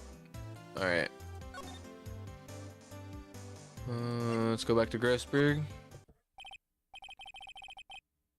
Aren't you glad you did that? Yeah, I'm very glad. Well, maybe I should just wait for hear from him to come back. That wasn't the most over-the-top clearing of the throat I've ever heard. Oh, so you're the one they say has been looking for me? Yes, that's me. He looks even grander than I imagined. That badge on your collar? Ah, so you're a lawyer, are you now? Yes, well, yes. And what do you want? I'm not particularly busy these days. Please proceed. Not busy. And how come no one could get in touch with you? Something the matter? You came to see the one and only Marvin Grossberg, did you not? Well, here I am, boy. What do you want? Out with it. Well, sir, actually, it's about Maya. Maya Fey. Interesting. Yes, Maya Fey. Go on. Why the strange reaction? Cha-cha. I'm really quite busy here, son. I can't go take your cases on a day's notice. No, it's quite impossible. Wait a second. How did you know the trial was tomorrow? Anyway, I'm afraid it's entirely impossible for me to represent her. Sorry. End of discussion. What's going on? He refused me before I even got a chance to ask him. What do I tell Maya? Your refusal. How can you just refuse like that? Please, tell me why you won't take the case. Well, you see, it's just, I'm busy, you see? But the client is Maya Fey's sister. Mia Fey's sister. Mia trusted you. She knew her sister would be in good hands. Yes. Yes, of course, I know that. However, I'm sorry, but I must refuse. Sorry, goodbye. Creep. Fine. I don't have time to argue with you anyway. I'll go look elsewhere. Think not. Huh? Did you say something? I think not, I said. What do you mean? I'm terribly, terribly sorry, but I'm afraid that no lawyer worth their salt will take on this particular case. Terribly sorry, my boy. Why? I cannot say.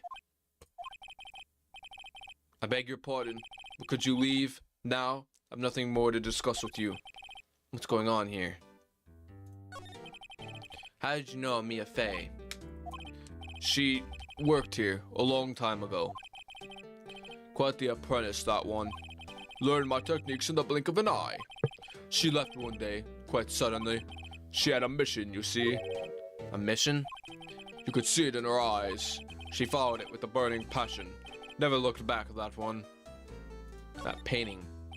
That's quite a painting. Aha! You noticed? It's my pride and joy. Impressive, isn't it? Well, isn't it? The color of the sky, the hue of the sea, the weave of the straw hat. It's worth at least 3 million. I have no intention of parting with it, of course. No, I won't sell it, not even to you. I wasn't interested. It's not for sale. I'm not buying. Jeez.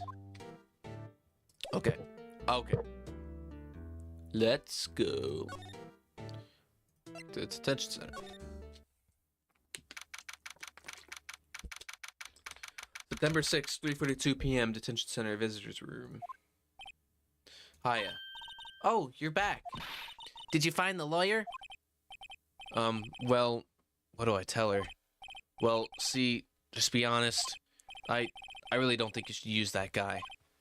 He didn't seem healthy. He was all skin and bones. What really happened? You don't mean he refused to help? Yes, he was definitely skin and bones. I see. I've been abandoned, then. Just a little longer now before the state-appointed lawyer comes, I guess. 4 p.m. Time's up. What should I do? Do I just leave her and go home? Defend. Made up my mind. I'm going to defend you whether you want me to or not. Why? Why? Well, someone else is the culprit. You aren't the culprit. Someone else is. How do you know? I have a hunch. Given the evidence, it would be easy to assume that Maya was the killer. But there's something about this whole thing that smells fishy. That witness's strange behavior. Was that all an act? And the way that lawyer refused to help out Maya. But more than all of that, she has no one left to help her.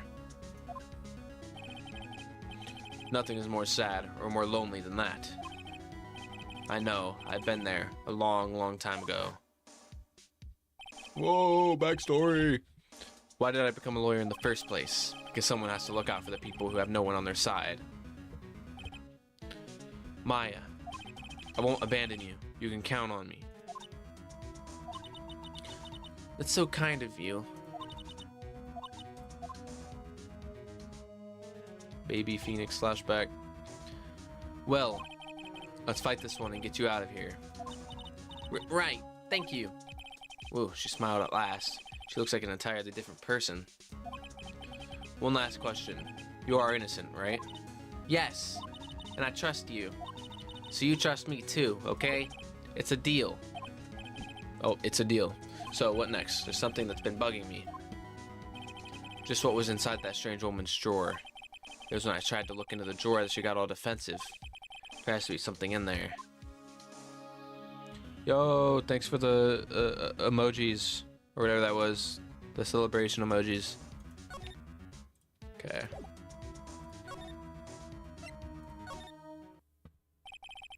Good afternoon, sir. Excuse me, you are? Ah, I beg your pardon, sir. I am the bellboy of this establishment at your service, sir. Oh, right. I've just come up to deliver room service, sir. Do you know where Miss May might be? Ah, I believe our guest, Miss May, is currently using the, facilities. If you've no need of anything, I'll be taking my leave. Please, stay as long as you like. Enjoy. Yeah. Wait, no, hey. Why does it seem like every time I come here, I end up embarrassing myself? Wait, now's my chance to snoop around a bit.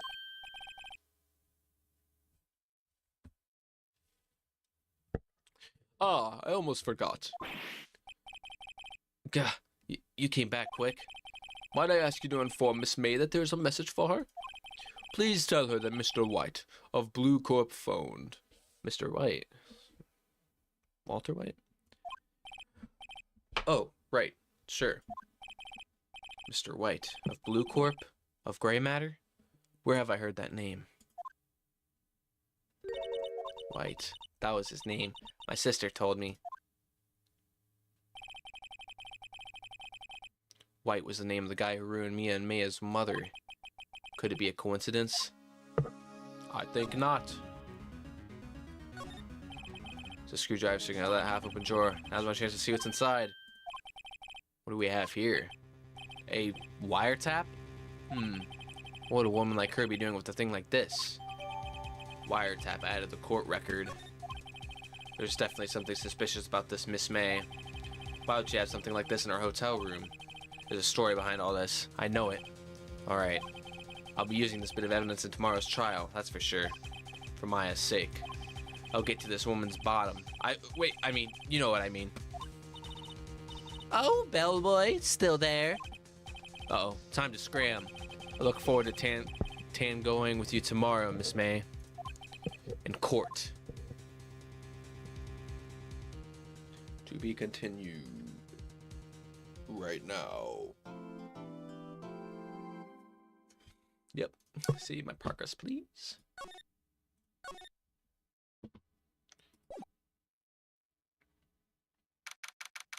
September 7th, 10 a.m. District Court Courtroom number 1. There he is. Court is now in session for the trial of Miss Maya Fey. Oh boy, what voice do I use for him? I'm getting kind of like exhausted on voices here. Let's see. The prosecution is ready, Your Honor. The defense is ready, Your Honor. Miles Edgeworth. I better not show any signs of weakness today, or he'll be on me in an instant. Mr. Edgeworth, please give the court your opening statement. Thank you, Your Honor. The defendant, Miss Maya Fey, was at the scene of the crime. The prosecution has evidence she committed this murder. And we have a witness who saw her do it. The prosecution sees no reason to doubt the facts of this case, Your Honor. I see. Thank you, Mr. Edgeworth. Let's begin then. I have the only good Edgeworth voice. That's very,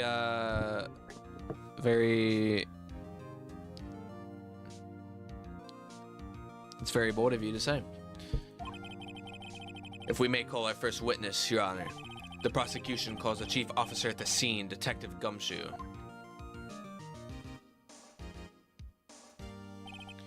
Witness, please state your name and profession to the court. Sir, my name's Dick Gumshoe, sir. I'm the detective in charge of homicides down at the precinct, sir. Detective Gumshoe, please describe for us the details of this murder. Very well, sir. Let me use this floor map of the office to explain.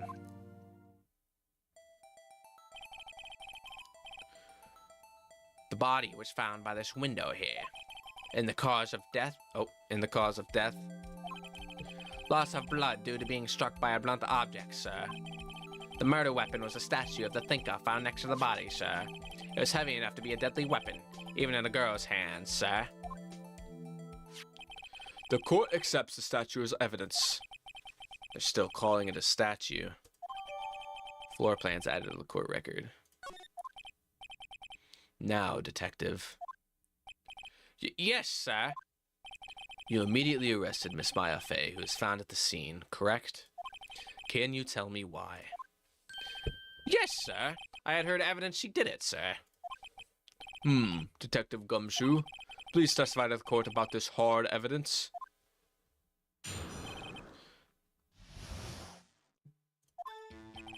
As soon as the phone call came in, I rushed to the scene.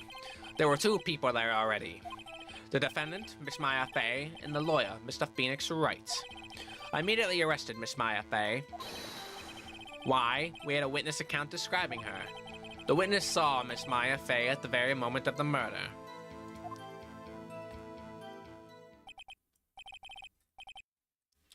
The very moment, you say.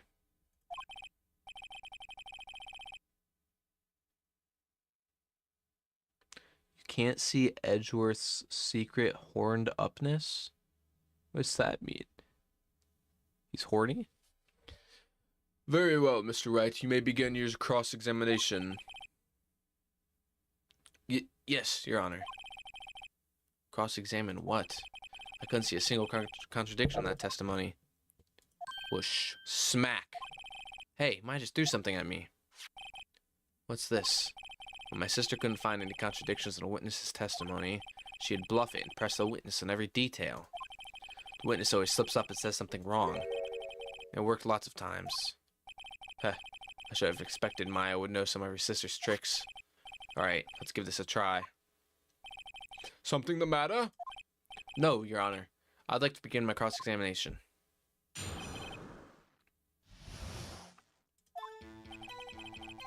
Okay, as soon as the phone call came in, I rushed to the scene. Let's press. Let's just press on everything. Who did you say you got a call from? Hey, pal, don't play dumb. You know who. The call was from a customer at the Gatewater Hotel, right across from the crime scene. Okay, I pressed. Not sure it did much, though. Right, please continue. Hold it. Detective Gumshoe, how long would you say it took? April, May. Between you receiving the call and your arrival at the scene of the crime. Right. I'd say it's about 3 minutes. That's pretty fast. Our motto this month is quick response. That's how I got there before the killer got away. Indeed. So, tell us who the two people you found on the scene were. Yes, sir.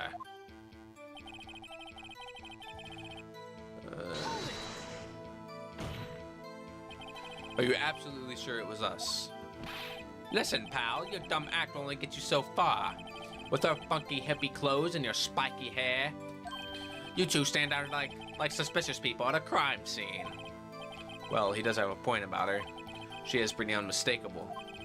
I should pick my points to press with a little more care.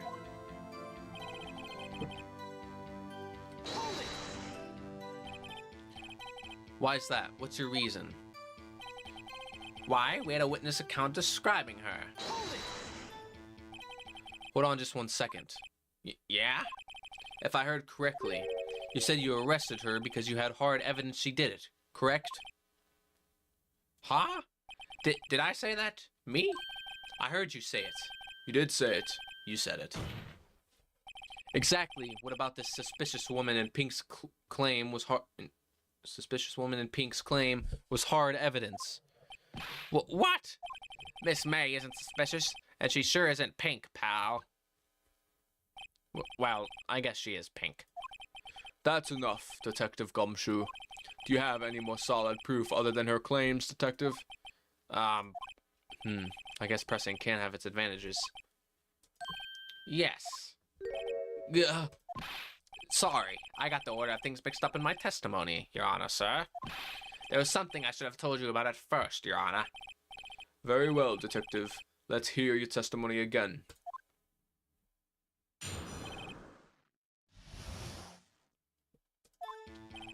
After securing the suspect, I examined the scene of the crime with my own eyes.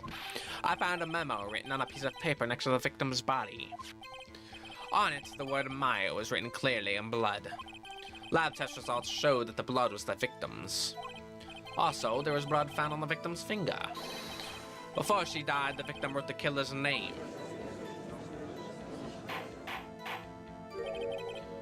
How you like that? That's my hard evidence. Before we begin cross-examination, I have a question for you, Detective. Your Honor. Why didn't you testify about the vital piece of evidence the first time? I know. I'm real embarrassed. I forgot about it, Your Honor, sir. Try to be more careful. Very well. The defense may begin its cross-examination. Alright. After securing the suspect, examined the scene of the crime with my own eyes, found a memo written on a piece of paper next to the victim's body. On it, the word Maya was written in clearly in blood. Lab test showed that the blood was the victim's. Also, there's blood found on the victim's finger. Before she died, the victim wrote the killer's name. Okay. The blood was the victim's. Okay.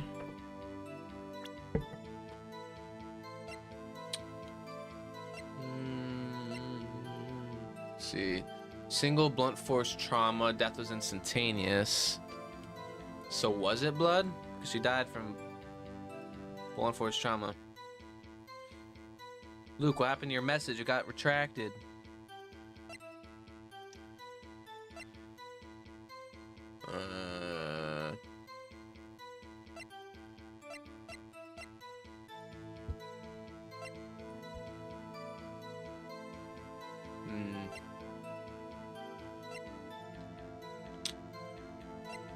What's captured and retrieved from Maya?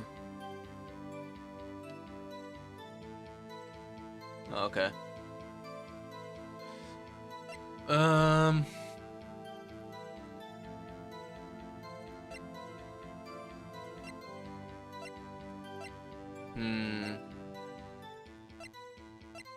me look through here. Victim wrote the killer. No. Because it was instantaneous. But I present it. Objection! Detective Gumshoe. There's one thing I want you to clarify for me here. You say that the victim, Mia Fey, wrote this note. That she was accusing the defendant, Maya Fey. That's really what you're saying. What? This isn't one of those lawyer tricks now, is it? Of course she wrote it. Who else could have? You have it backwards, Detective. But backwards? The victim is the only person who absolutely could not have written it. This is a report from your department, Detective. Immediate death due to a blow from a blunt object. She died immediately. Yeah, let's see Edgeworth edge his way out of this one. But no butting your way out of this one, Detective. Order, order. The defense has a point. Someone who died immediately wouldn't have had the time to write anything down. Mr. Wright, I beg your pardon, but when exactly did you obtain that autopsy report? When? The day after the murder, right? Or was it right after? No, day after. It was the day after the murder. Prosecution's point being? That autopsy report is outdated, Your Honor. What? A second autopsy was performed yesterday, at my request. Death was almost immediate due to a blow from a blunt object, but there is a possibility the victim lived for several minutes after the blow. I received these results this morning. No way, Your Honor. It's quite easy to imagine that the victim did have time to write Maya. That is all. Damn you, Edgeworth. I should have known you'd have something up your sleeve. Why, Mr. Wright, you look shocked. Something you want to say? You're a sham, Edgeworth. Mr. Edgeworth, I've heard there's nothing you won't do to get your verdict. What reason could you possibly have had to request a second autopsy report? Mr. Wright, the defense will refrain from personal attacks on the prosecution. No matter, Your Honor. Mr. Wright, say what you will, the evidence in this report is undeniable. Your Honor, I submit this report to the court. Understood. The court accepts the evidence. Okay. Well, Your Honor, the evidence strongly suggests the victim was identifying the killer. I suppose that's the obvious conclusion, yes?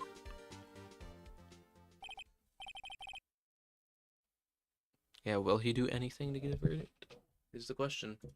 The prosecution would like to call its next witness.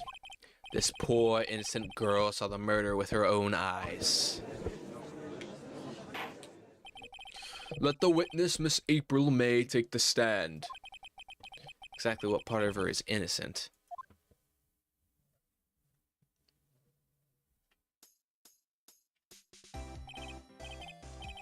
Witness, your name, please. April May, at your service. Wink.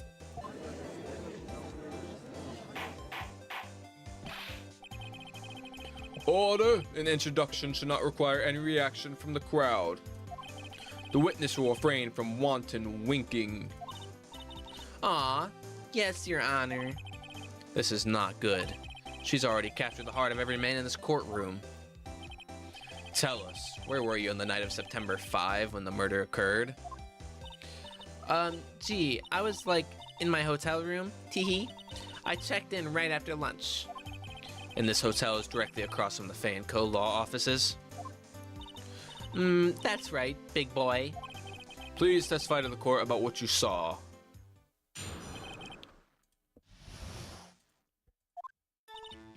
It was like 9 at night. I looked out the window, you know? And then, ooh, I saw a woman with long hair being attacked. The one attacking her was the mousy girl sitting in the defendant's chair.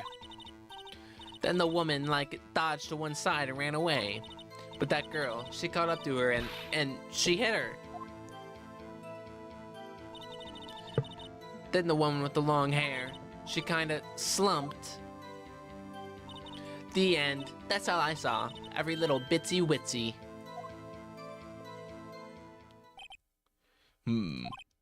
Well, Your Honor, I see. It is a remarkably solid testimony. I don't see a need to trouble the witness any. wait, Your Honor. Yes, Mr. Wright? What about my cross-examination? I thought the witness's testimony just now was quite firm, didn't you? Mr. Wright, I understand you are Miss Mia Fey's understudy, were you not? You must know her techniques well. Her cowardly way of finding tiny faults in perfectly good testimonies. Hey, how dare you? Well, Mr. Wright, Will you cross-examine the witness? Yep. I'll gladly proceed with the cross-examination. If only because I have a feeling Edgeworth doesn't want me to. She has to have some weakness. very well. You may begin your cross-examination. Alright. It's like 9 at night. Okay, let's check our evidence, make sure that holds up.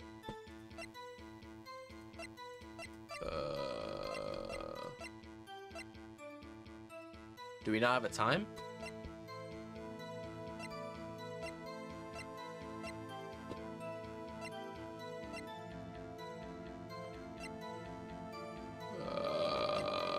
I guess we don't have a time.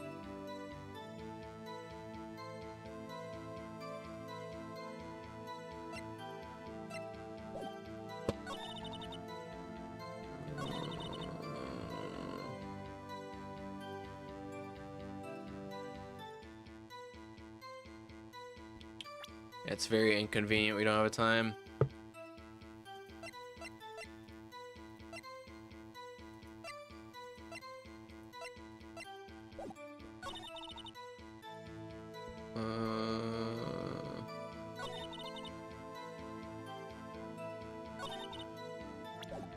And the woman like dodged one side and ran away.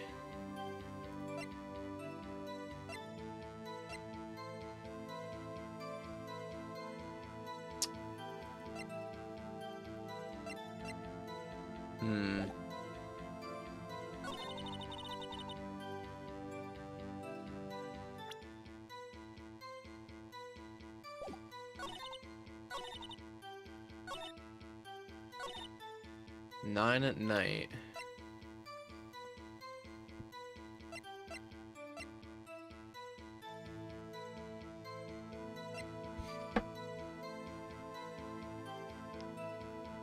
Oh yeah, true. I already forgot about that.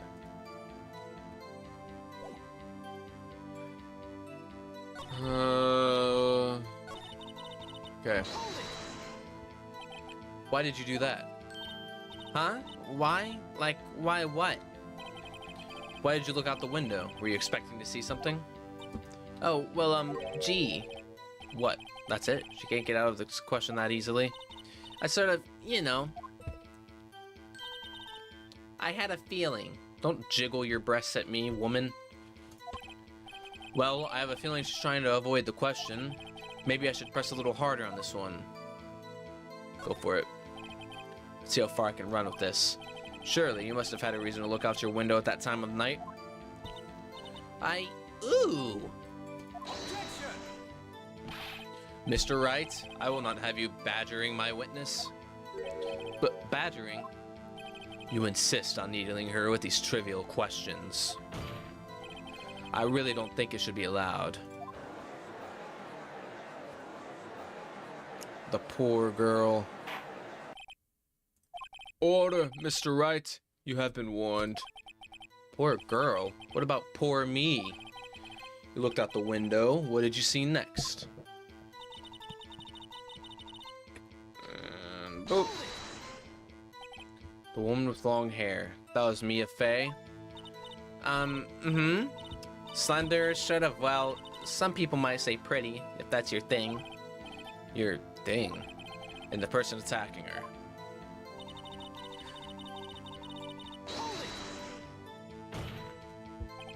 How do you know she was the defendant? Huh? Well, you know, she had a girlish physique. Women know these things. Look, I just know, okay? There's only one person at the scene of the crime with a short, girlish figure. The testimony is bulletproof, Your Honor. That's right. I question the testimony. Hold on a minute. That testimony stinks. What? Miss May, I'm willing to bet that you're lying.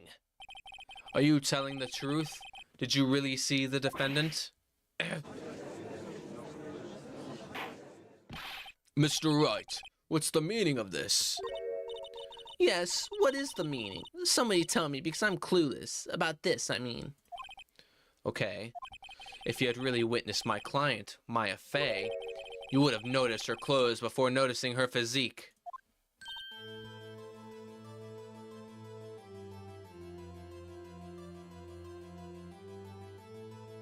Nice.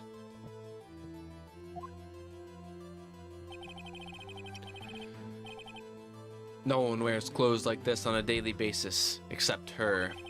And I'm no expert on fashion, but her hairdo looks far from normal to me. However, the witness's testimony mentions neither of these things. The testimony is bogus. But... Still, we don't know if she was dressed that way the night of the murder. She was, Your Honor. I saw her, and so did Detective Gumshoe. What do you say to that, Miss May?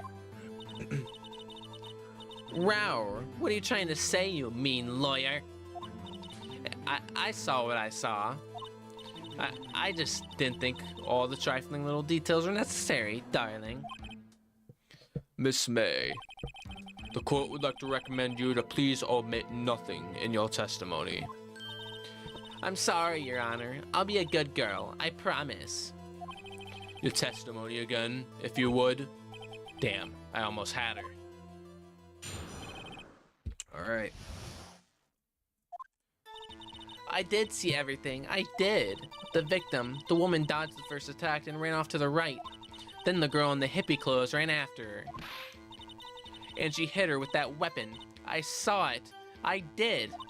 That clock, the kind of statue-y clock, the thinker, I think. Well, does the accuracy of my report not startle you? Teehee. I see.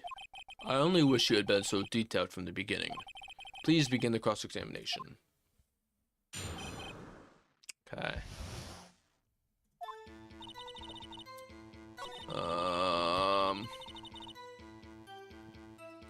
Hold it. Is that right? As in you're right, as you looked from the hotel? Which hand do I hold my knife in again? Right. It was my right hand, right? Satisfied, Mr. Wright? Please continue.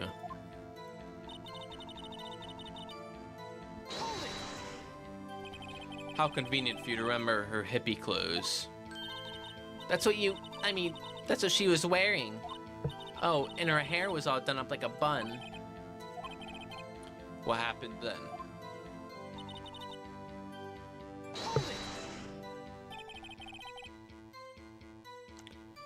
Where did this weapon come from?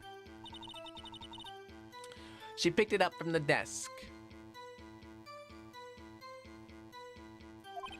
I see. What sort of weapon was it?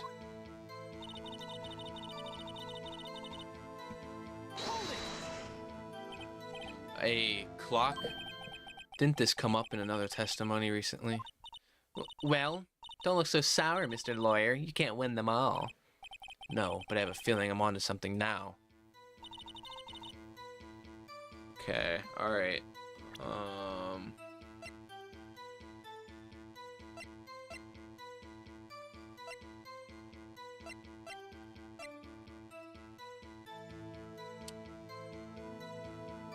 Okay,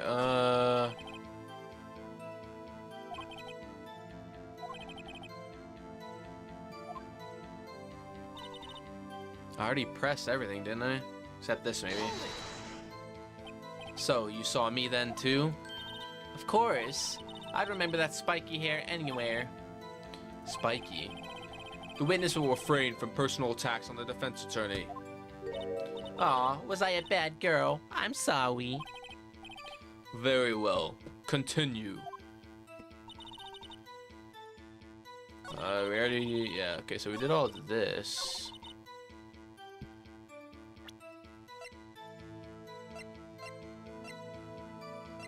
Need to be very careful here. I don't want to lose any lives.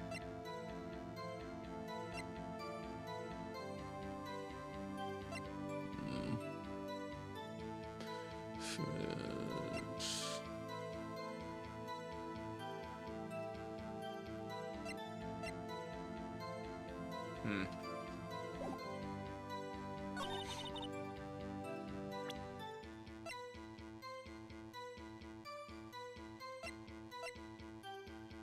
Okay, let's check this. Okay, so this is the view from the window.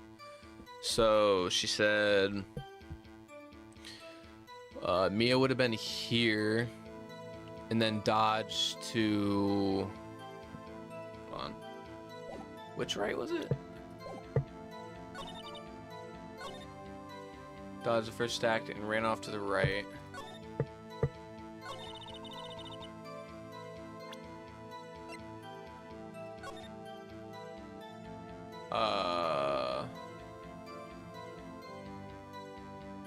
But it's not true, right? Because this stuff's broken, so she would have gone to the left, wouldn't she?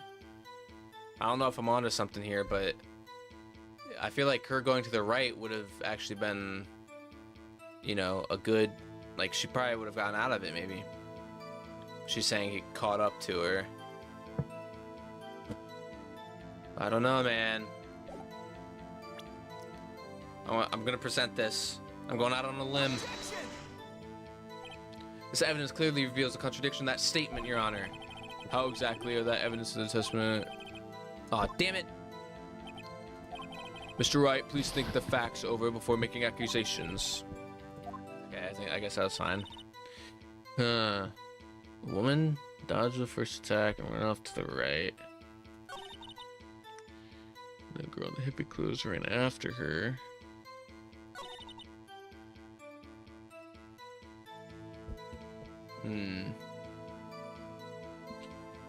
What about this? Because she wouldn't have seen her, right? Wasn't that outside of the view of the window? I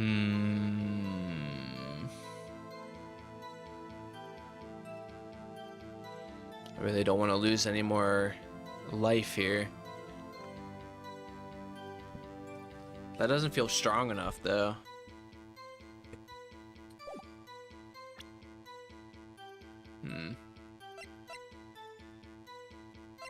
Last light stand. Yeah, give me a very vague hint.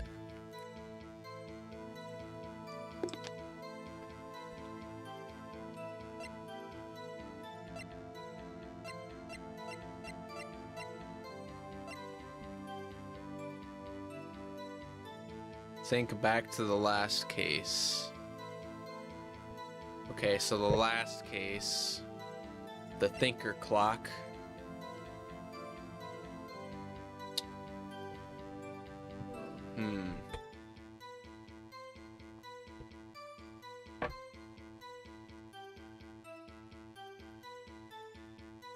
What was the thing that did Frank saw it in? What was the thing that did him in? It was the fact that it was the clock, right? The time was behind. I mean, a lot of things did him in, but okay, hold on.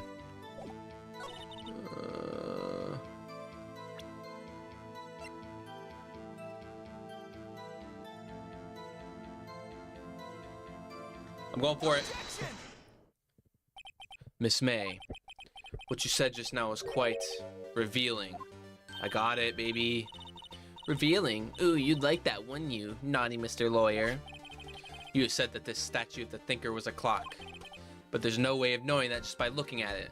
See, that did, I swear, that crossed my mind, but and this happened the first time I played this game. I always overthink it. Like, I gotta think simple first and then work my way up. I'm like, nah, that, you know. Another person in much the same position as you recently called this a clock, too. And he was found guilty of murder. Order, order. Miss May, can you explain how you know this was a clock? It's exactly why it changed my life. It helped me stop overthinking. Yeah, makes sense. The witness saw the murder with her own eyes. That's all that's important here. The defense is trying to confuse the issue with trivial concerns.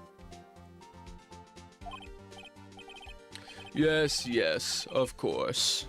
You withdraw your question, Mr. Wright. But questions are all I have, Your Honor. Why did they change the objection, by the way? Is there a reason? And as you may recall, I've caught murderers with these questions before. Well, only once. Objection sustained. You may continue to question the witness. Phew, that was close. If he stopped me there, the trial would be over. Huh? What? So, what happens now? What happens now is you answer my question. How did you know it was a clock? What? That's... Because I heard it. Yes, I heard it say the time. So, you've been to the law offices of Fan Co. No, hey, I didn't say that. Why would I go there? I heard it from my hotel room. Hee hee. The law offices of Fan Co, where the murder took place, is very close to the hotel. She could easily have heard the clock. Well, Mr. Wright, are you satisfied? No, Your Honor. I can't give up now. I'm not satisfied because... It couldn't have rung. You have to press the button, right, for it to ring? Your Honor, members of the court, it is inconceivable that the clock in question rang.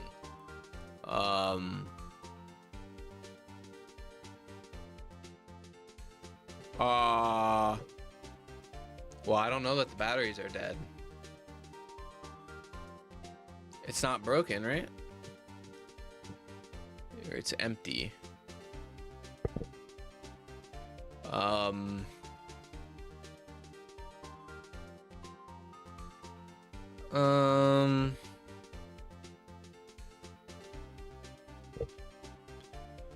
Eeny, meeny, miny, mo. Catch a tiger by his toe. If he hollers, let him go. Eeny, meeny, miny, mo. Did you know this choosing thing, the eeny, meeny, miny, mo thing, is actually like, it's not helpful at all because you'll always end on the one you start on. So it's like, you can never know. But anyway. It's empty? What does that even mean?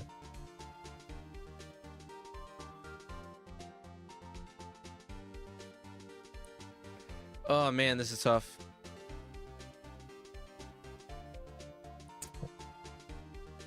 I don't know that the batteries are dead. I'm not going for that one. Maybe it's broken.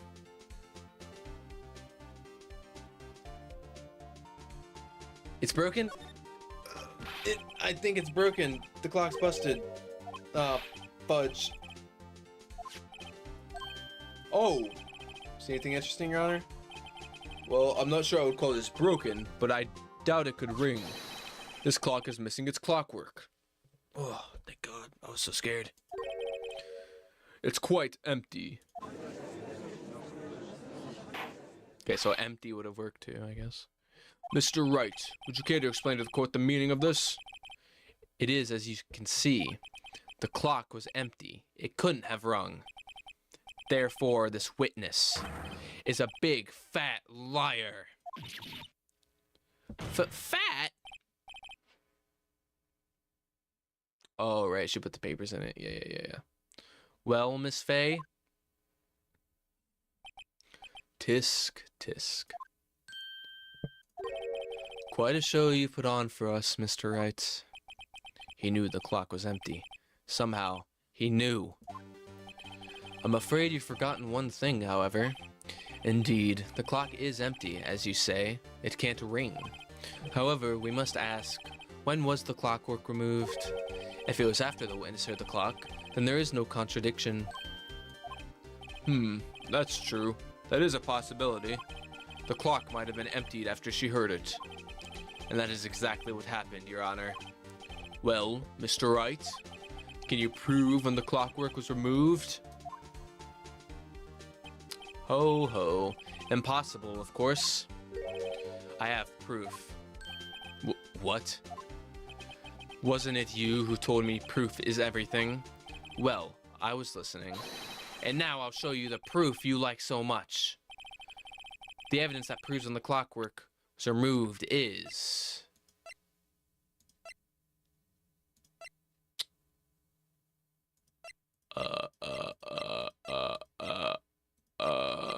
maybe the phone conversation? Let's check the conversation. Hey Mia, what's up? You haven't called in a while. Actually, something I wanted to hold on to for me. Aha! I was right. I was so right. I was right. It's this phone conversation. Take a look at this. That's a very cute cell phone. Ooh hoo, you have a girly phone. Wait, this isn't my phone. Listen, this is the defendant's cell phone, and it contains a recording. A recording of a conversation she had with the victim on the day of the murder. Order, order. The defendant's cell phone? This wasn't brought to my attention. Perhaps Detective Gumshoe overlooked it? The good detective better remember he's up for evaluation soon.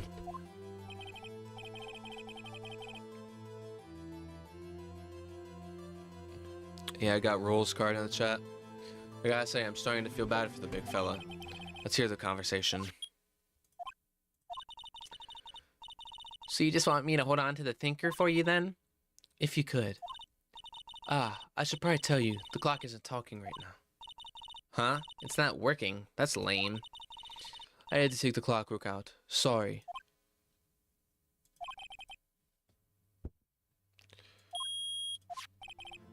Your Honor, I think this makes it clear the clockwork was already gone by the time this was recorded, which was well before the witness even arrived at her hotel. Well, Miss May, would you care to explain this to the court? Just how did you know that the weapon was a clock? Well, isn't it obvious? I saw that clock before. What store was that again? I go to so many. Oops, I forgot. Yeah, the beep is ear-piercing. I don't know why it's so loud.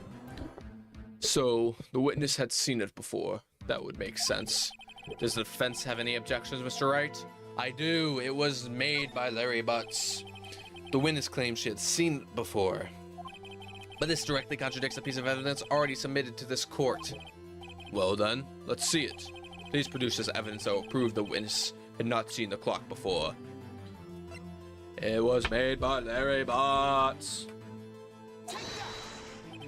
It's simple. This clock was never in any store, ever. What? A friend of mine made that clock. Only two exist in the world, and the one that isn't here is in police custody. Impossible. Everything is sold in stores. Miss May, I think it's high time you went shopping for a better excuse. Ooh, burn!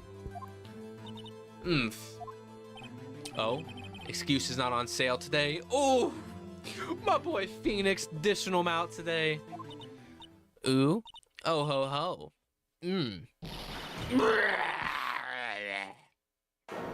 Oh, good lord. What's it to you, porcupine head? That stupid clock doesn't matter, okay? She did it, and she should die for it. Die!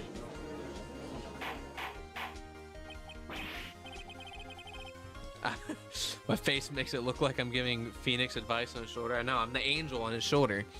Whoa, let's not get ahead of ourselves. This is a court of law, and the witness will remain calm.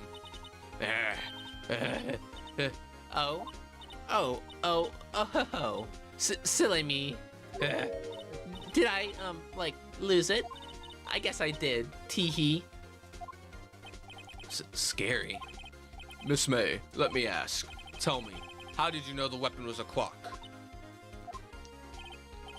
Oh dear. Does the defense have an opinion on this? Behavior? Okay, this is it. Yes, Your Honor. Allow me to explain how I see the truth of the matter. Mr. April May, you knew the weapon was a clock because... you held it. Familiar territory. I'll just use the same approach as with Larry. Miss May held that very clock in her hands. Mr. Wright, When was this?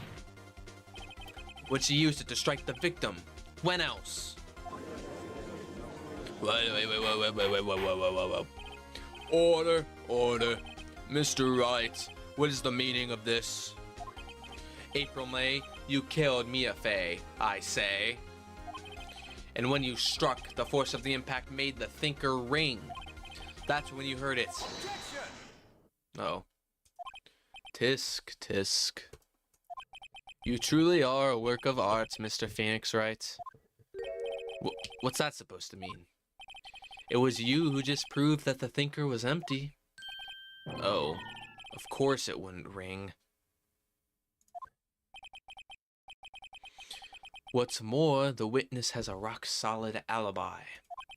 Miss May, perhaps you could explain to the poor, misguided Mr. Wright that you were in the hotel at the time of the murder. So she can't prove it.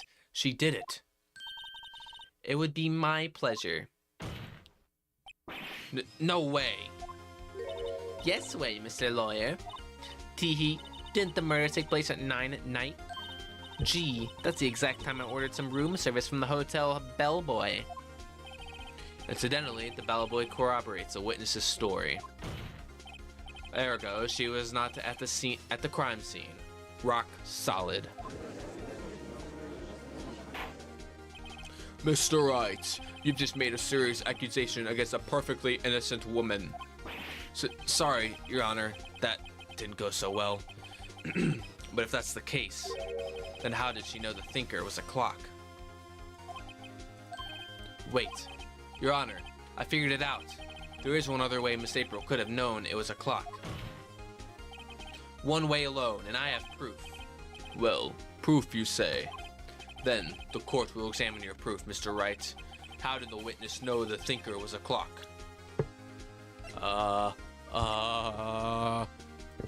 Phoenix knows, but I don't.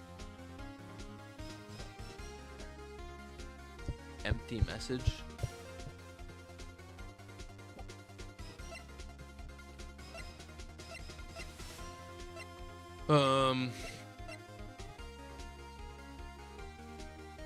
The wiretap? She put the wiretap in there and that's how no, I don't know. Let's read this again. Roll for me.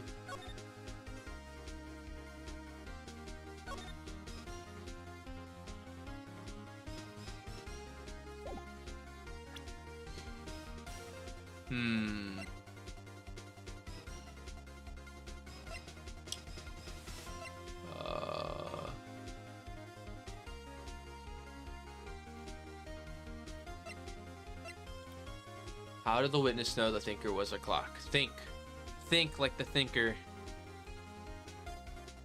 Let's check this. That doesn't really help.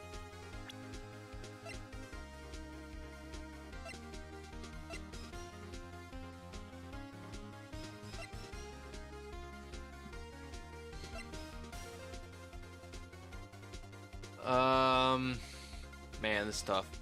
How did the witness know the thinker was a clock?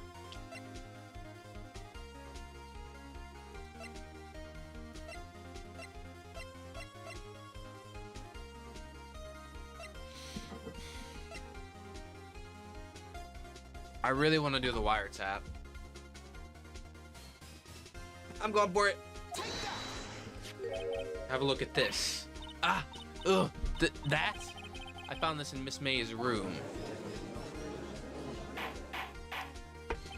Mr. Wright, please explain to the court what this is.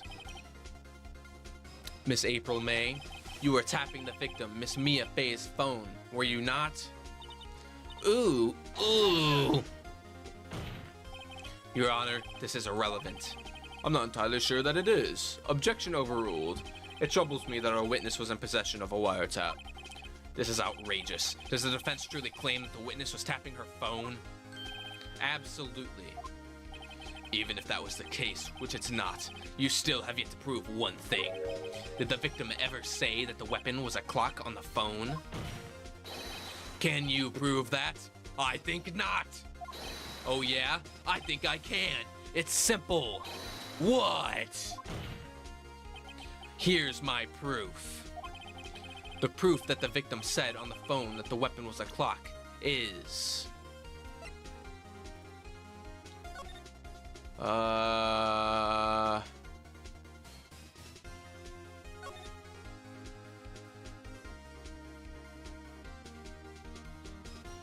mean, it's the phone, right? That's the only... That's the only possible thing that it could be, right?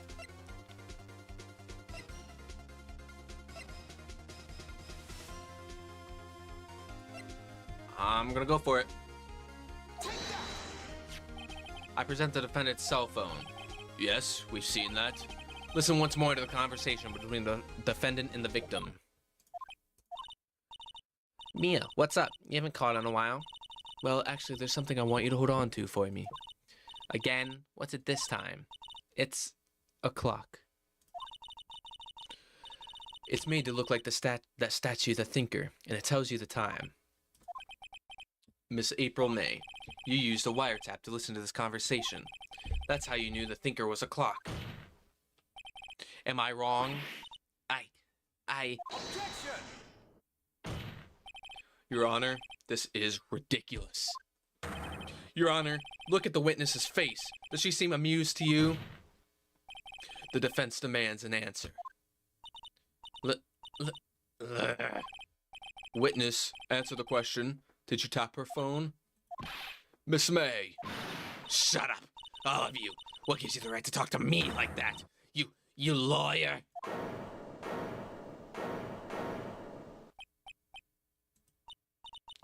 It's no fair. All of you ganging up on me like that. Oh, so I'm the bad girl. Is that it? Is that it? Wah! That did it. The court's seen the real Miss April May now. Now to deal the final blow. Why the wiretap? Miss May, why did you tap her phone? Answer the question. Do I have to? Isn't this a murder trial? Isn't tippity-tapping irrelevant? God, she's saying exactly what Edgeworth wants her to say. Miss May, you were tapping the victim's phone. I hardly call that irrelevant. While this court does not condone the defense's tone of voice, he has a point. Well, Miss May, do you have an explanation for the court? At the time of the murder, I was in my hotel room, getting a room service. How could I have killed her? If you don't believe me, just ask the bellboy. Well, does the defense have anything to say? Well, come on, think of something. Sorry, checking text. Okay. Let's call the bellboy as a witness, maybe? The defense would like to call the hotel bellboy as a witness. There's something suspicious here, and I'm going to get to the bottom of it. I think you've sunk in quite low enough already. Objection! I object to calling the bellboy. Why? What's your reason? Because I hold that the wiretapping had nothing to do with the killing. However, if you agree to one condition, I'll consent to calling this witness. Condition? If Miss April May's alibi is not called into question after you examine the bellboy, then you will recognize that Miss April May was not the killer. Thus, she is innocent. And thereby, you must also accept the verdict of guilty for Miss Maya Fey. That is my condition. What? I'd better find something suspicious in that bellboy's testimony.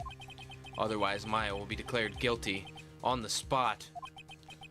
What should I do? Accept the condition, baby. Alright, I've got nothing to lose. Except for, well, everything. Understood. I accept your condition. Fool. You fell right into my trap. Uh-oh. Wait. Very well. The court calls the hotel bellboy to the stand. Yeah, it's not really how court works, Edgeworth. You can't just, make rules. You can't just, like, shake hands on a bet, It's kind of not how it works. I believe we're ready for the witness to testify. He certainly does look like a bellboy. Nope. He brought his tray and everything. Yes, sir. I received your summons in the middle of work, sir. I'm happy to be of service. That tea set looks rather heavy, so without further ado, the witness may begin his testimony. Very good, sir.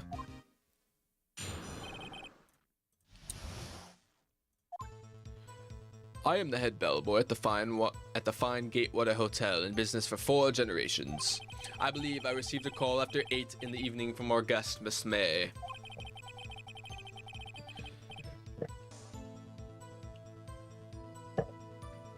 She asked for an iced coffee to be brought to her at 9 on the dot, sir. I brought it to her at precisely the requested time, of course. Whoa, what's he looking at there? It's kind of weird. And I delivered the iced coffee to our guest, Miss May herself. I see. The defense may begin its cross-examination. Right. I'm ready. I hope. This is it. If I can't prove Miss May was involved with the murder now, Maya will be finished.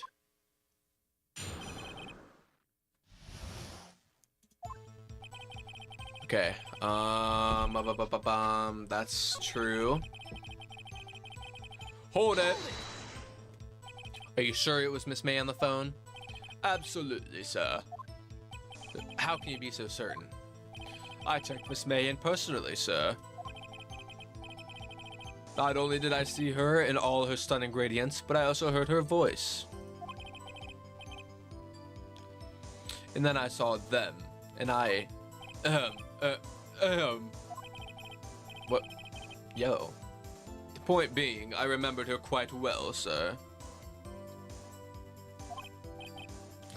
Yes, what then?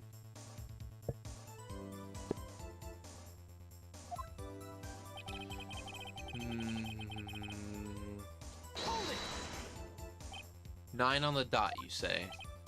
Yes, I confirmed that detail several times. She was watching a program on the TV and wished a drink after she finished, sir. 9, the time of the murder.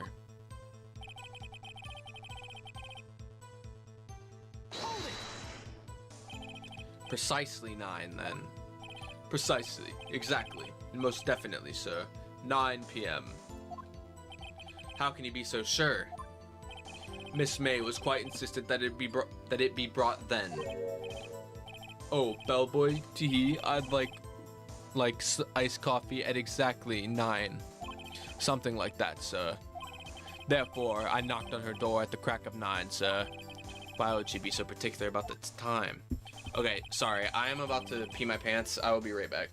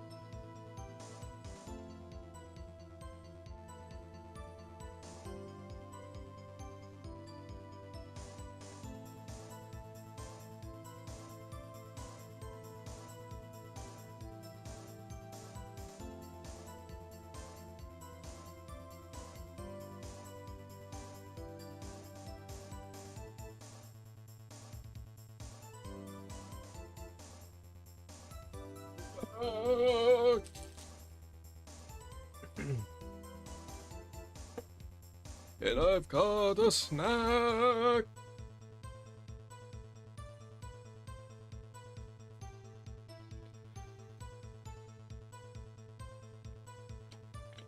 All right.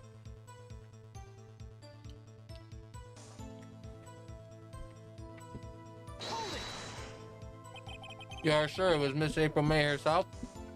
Sorry, Your Honor, I'm eating an oatmeal cream pie right now. Absolutely, sir. Absolutely? Yes, sir. As in, so very absolutely, sir. It's an endearing mannerism of mine.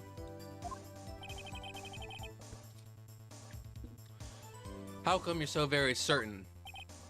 Well, when I brought the room service, sir, the guest, sir, favored me with an embracer, sir. Embracer? Is that French for embrace? It's French for kiss, sir. But not a French kiss, sir. More of a peck on the cheek. How would you have done that? I believe perhaps she was momentarily swayed by my prim demeanor, sir. It was a moment I shall never ever forget, sir. Sounds pretty fishy to me.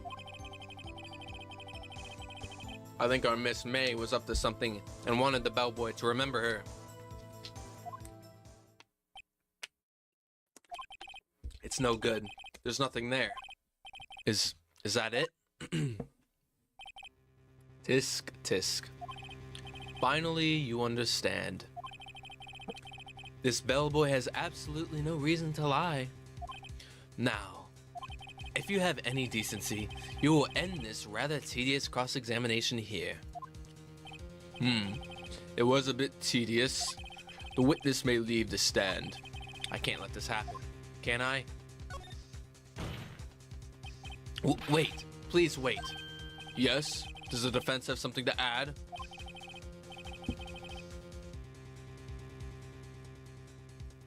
Wasn't that from our Phoenix Wright hangout? What?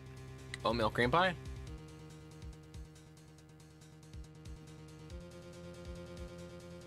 One last question. Let me ask one last question. Your Honor, I must object. This charade of justice has gone on long enough. Oh, the marbles thing, yeah. Now, Mr. Edgeworth. All right, Mr. Wright. I'll give you one more question. That's all. This is really it now. This is my last chance. What do I ask him about? Oh boy.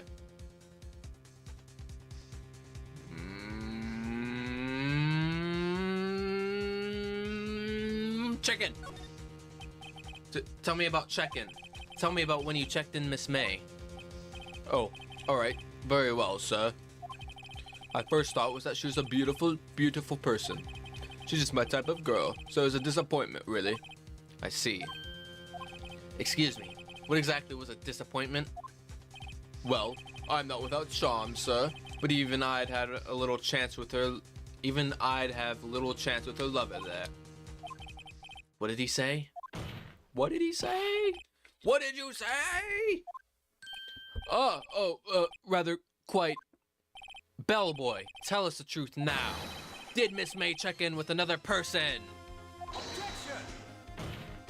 I object. That was objectionable.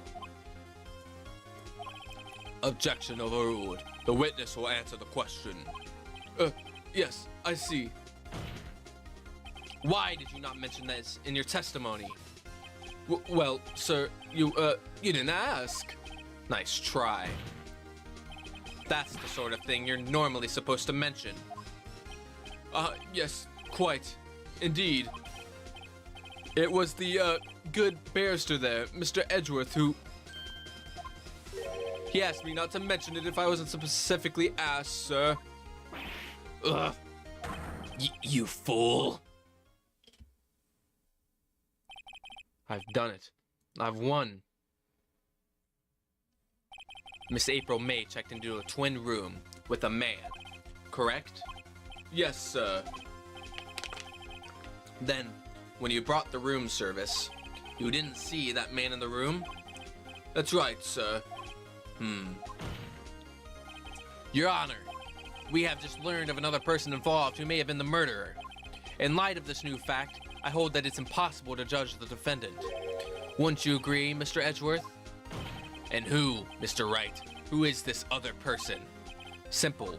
It was the man with Miss May. The man who checked in with Miss May. Oof. Your Honor, as has been previously revealed, Miss April May was tapping the victim's phone. Yet Miss May herself has an alibi at the time of the murder. However, that does not clear the man that was with her. The bellboy saw no one else in the room at the time of the murder. My, what a convenient little setup. But it's too late. Too late? I suppose you'd like it if it was too late, wouldn't you? After all, it was you who hid the presence of the other man from this court. Ugh. Upstart. Amateur. These accusations are ludicrous. Enough. The court acknowledges the defense's arguments. I expect the prosecution and defense to look into this matter fully. Am I understood? Yes.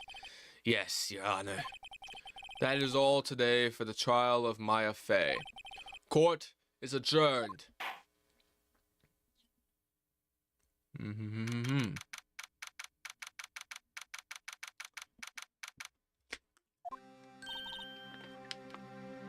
Mr. Wright, you're amazing in there.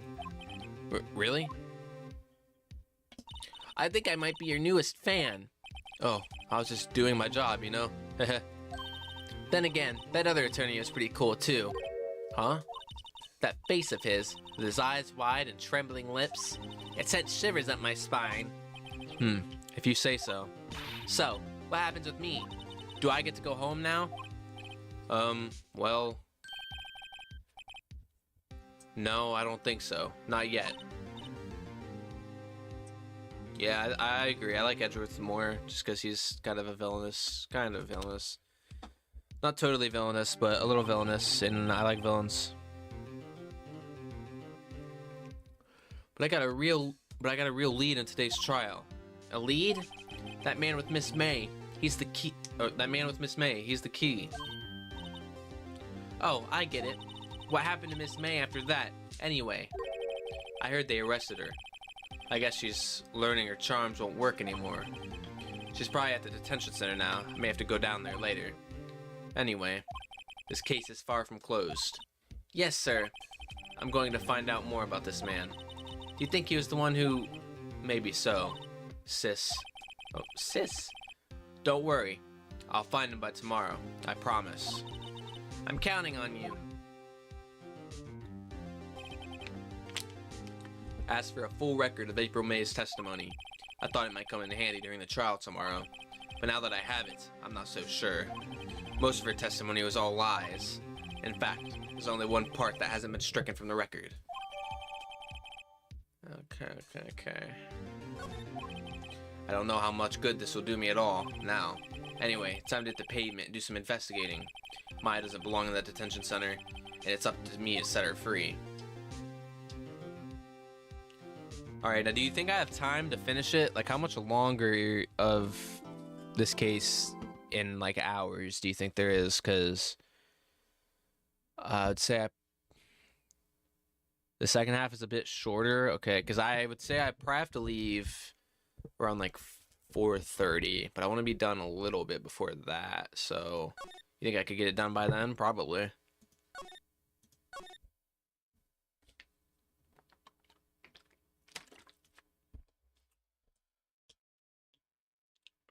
If I hustle, I should probably get it done. Do you think? You don't know, let's see how the investigation goes. Alright, we'll do the investigation first. And then maybe we'll have to save the ending for another day. Well, hello. I didn't expect anyone to visit me in such a dank place as this. It's really quite moving. Not, you stinking lawyer. I hope you die. Have you come to laugh? Yes, laugh at the fallen Miss May. No, not really. There's something I wanted to ask. Unfortunately, there's nothing I want to be asked. Haven't you done enough questioning, you spiky head? Here we go again. Please, you're scaring the security guard. So, what is it you wish to ask of me then?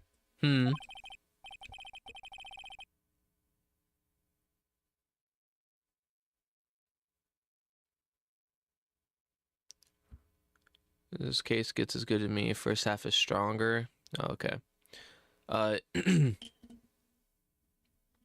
You'll have to send me the ranking because I don't even think I have that anymore.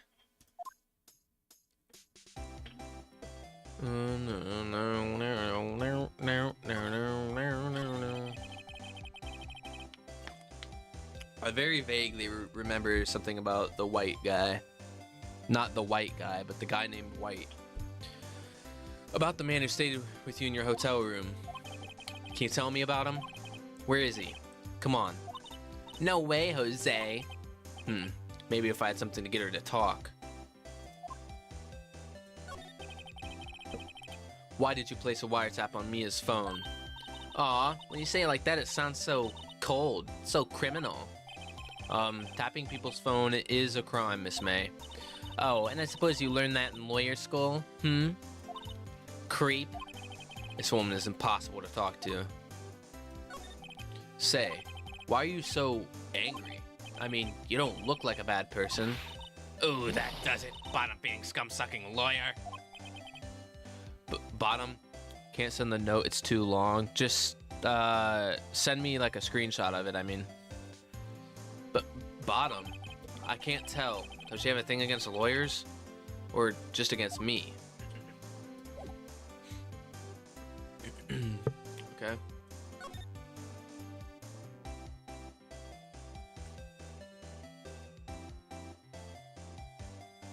Yeah, I mean, I can start a new ranking.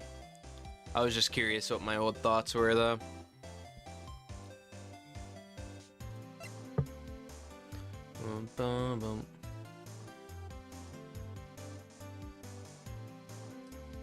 Okay, hold on. I'm gonna look at this ranking real quick.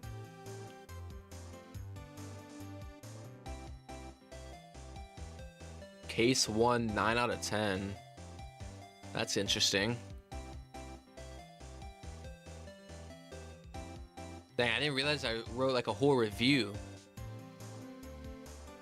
I don't remember writing this at all. This is crazy. Okay, I'll read the review. Hold on. Case 1, 9 out of 10. This may seem a bit high for a pretty simple tutorial case, but I think it's one of the most solid introductions to any video game I've ever played. Its simplicity is welcoming and forgiving to new players like myself, but even on the second playthrough, I was amazed at how clever it was, even just being the tutorial case. It helped you learn how to play the game, introduced you to some compelling characters and their arcs, and made you anxious to play even more. Everything an intro should do. Only reason it doesn't get a 10 because there's more to be desired in terms of case pacing, though. Considering there's 10-hour cases, I imagine that's a problem that won't last long. Not that bad. I think that still holds up. I don't know about a 9 out of 10. I would say maybe an 8 being generous. It is good though. Case 2, 7 out of 10. It may seem weird because I rated the first one a 9, but I do like this one a lot more. The first was rated a 9 based off its exceeding the requirements it came with being tutorial. This case was great. It had so many memorable moments. I loved how intense it got at the end.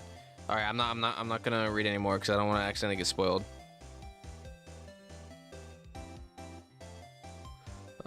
Sorry, 1 second.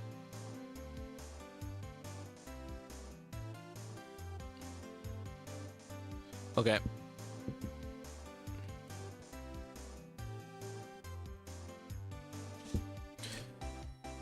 All right, where do we go? Let's just check all the places. No, I wasn't reading more. I was responding to a text message. I don't want to get spoiled, no. Looks like forensics is taking the day off today. Detective Gumshoe is nowhere in sight. The police really gave this place a working over. I doubt there are any valuable clues left. Suppose it can't hurt to take a look around, though. Okay. Plant. Mia's favorite potted plant. Guess I'll have to water it now. I'm not watering that stupid plant. The sky is blue and so am I. There's the hotel right across the way. Movie poster. Phone. Books.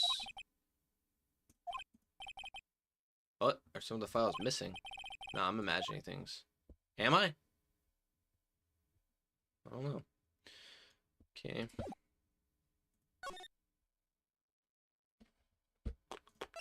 Go to the Gatewater Hotel. Oh, welcome, sir. Quite the performance today, if I dare say so myself. Oh, thanks. Sorry for putting you on the spot like that. No, not at all, sir. Your efforts today can only help the Gatewater's rep, as they say. Huh? Rep? Yes, our reputation will swell as the hotel where the murderer used a wiretap. We can charge a premium for the room, of course. It will be great for business, sir. Whoa. Miss May hasn't been charged with murder? I, too, will become famous. The bellboy who brought the murderer iced coffee. Swell? Like Fantastimo Swells? Yeah, it's a reference, I think. Why do I feel like we're both stuck in the same bad dream? So, you are our honored guest. Please let me know if there's anything I can bring you.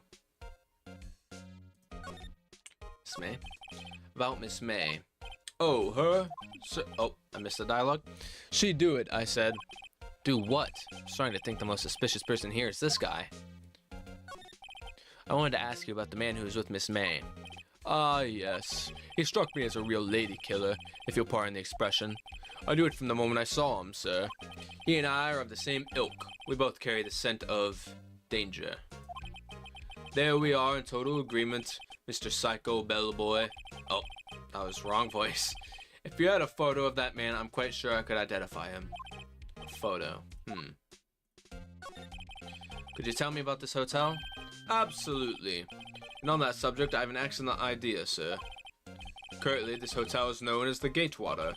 I propose that we add a subtitle. A subtitle? The Gatewater Hotel, Murder Manor. Well, what do you think? Sounds great. Whatever floats your tea set. Okay. Let's do some examining real quick. Huh? There's still a screwdriver stuck in that drawer. Ah, please leave that as it is, sir. That's the Drawer of Terror, hiding place of the murderer's wiretap. It's set to become one of the most popular attractions here. This guy's serious. I don't believe it. A vase, as expected. I'm not good with flower names, except maybe tulips and sunflowers. A stool painting, blah, blah, blah. The Drawer of Terror, yes. Sounds like a Stephen King book. Bottle and 2 glasses on the table. Ah, I beg your pardon, sir, but if you could please refrain from touching those. It's part of the decor. I call it the last drink before murder. We'll be famous to talk of the hotel industry. Nice weather again today. I can see the fan cool offices, of course. Ah, yes. We plan to install a telescope in that window, of course. Just $5 or only 3 minutes of a view to a kill. What if drawers were scary? Yes. That's actually not a bad idea. You know, I could probably, every time you open a drawer, there's something different inside. It's always like the drawer is being inhabited by the spirit of somebody that was murdered and is giving the protagonist clues to unravel the mystery. Every time they open it, there's a different item that leads them another clue. You know what I'm saying? Stephen King, bro. Hit me up. I got some more ideas for you. Just kidding, sir. Oh ho ho. By that look in his eyes, I'd say he was more than serious. Okay. The bed. Simple bed. It's recently made. Nothing eye-catching here. Okay. Anything else to talk about? No. Okay. Looks like Grossberg is out today again. Maybe he's avoiding me for some reason. Yo, where'd the painting go? Wait a second. Wasn't there a giant painting hanging on that wall? Yeah. Yeah, it was a painting of... Was it Marvin Grisberg?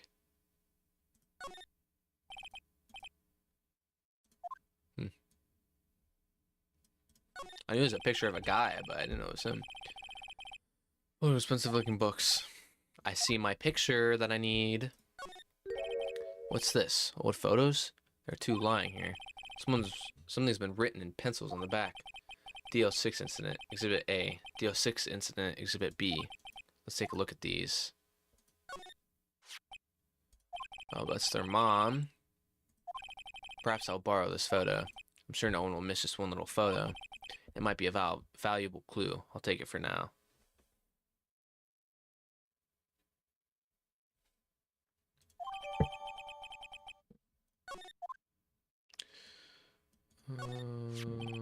There he is. Photo lies on the desk. Nice purple hair. Maybe I should switch it with the one I took. Yeah, swap them because I need this one. I'll go back to the hotel and question the bellboy.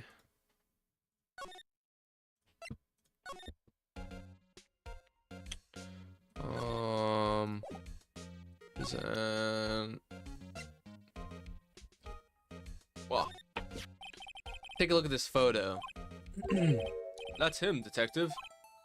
I'm the lawyer. Oh, I know that. I just wanted to say detective once. You know how it is. No, I don't. Without a doubt, that is the man who checked in with Miss April May. How about I write an affidavit swearing that that's him? An affidavit? This guy's way too excited about this. Yeah, have him write it. I want one. Well, sure. Why not? Yes. I've always wanted to write an affidavit, sir. From henceforth, I'll be known as the bellboy who swore the affidavit. What a creative name. Just hurry up and write it. Okay. I even missed make complete dumb to this. Alright, let's go talk to her. You again? Can't you take a hint and stay gone? Hey, the only reason I'm back here is because you won't talk to me. Oh, so it's my fault now? You don't just have spiky hair, you also have a spiky heart. That does it. When this case is done, I'm shaving my head. No, I love the spiky hair.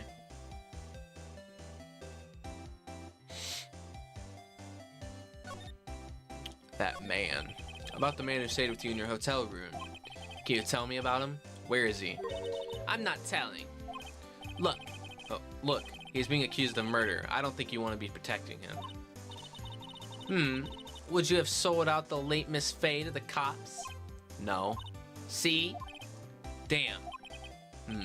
Maybe if I had something to get her to talk. I do. What else is there?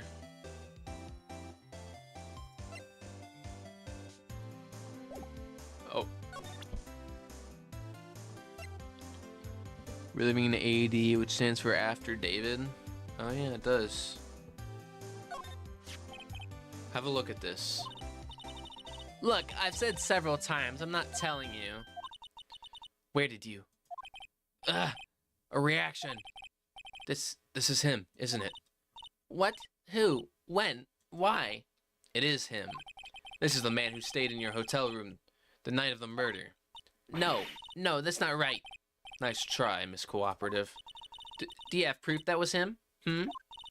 Yeah, proof. Yeah, proof. Show me proof. So close. And right here. Could you have a look at this? What's that? The bellboy's affidavit. It tells us everything he saw, such as the man you checked in with. Who was most definitely this guy? Now I'm getting somewhere. This is it. All or nothing. Time to do a little bluff. No use playing dumb. If indeed, that's an act. If you don't talk, I'm taking this info to the press. What? Even though he should have been witness to murder, your little friend was missing. I'm sure the press would have a field day with his reputation. Ooh, fine, I'll talk. You You win, lawyer. Yes, man, that felt good. It's great to be alive. Why are you pumping your fists in the air? Ugh. Now, tell me about the man you were with. I know, just reading back those messages, Luke, is insane. Like, it's been so long. It's craziness. Oh, I misplayed this game for the first time.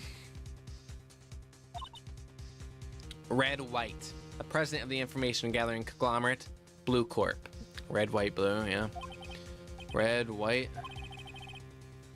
Information gathering. Well, I suppose you could call it a detective agency.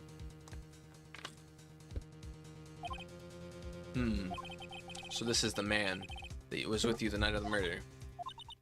I'm scared to talk. I don't want to end up like her. It's okay. I'll just ask Mr. White himself. Yo, Mr. White.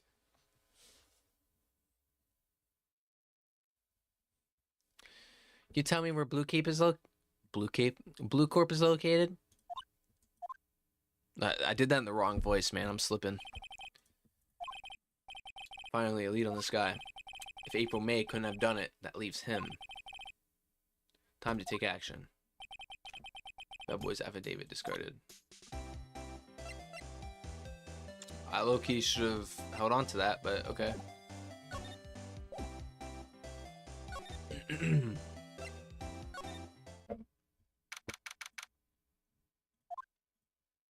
There's the painting. What's with the surreal decor? Welcome. Please furnish me with the title of your personage. What the? Your name? What's your name? I was just inquirably asking the title that you go by. Wright. Phoenix Wright. Inquirably. Mr. Wright, is it? Right, I see. Oh, my voice. It's going. I feel it.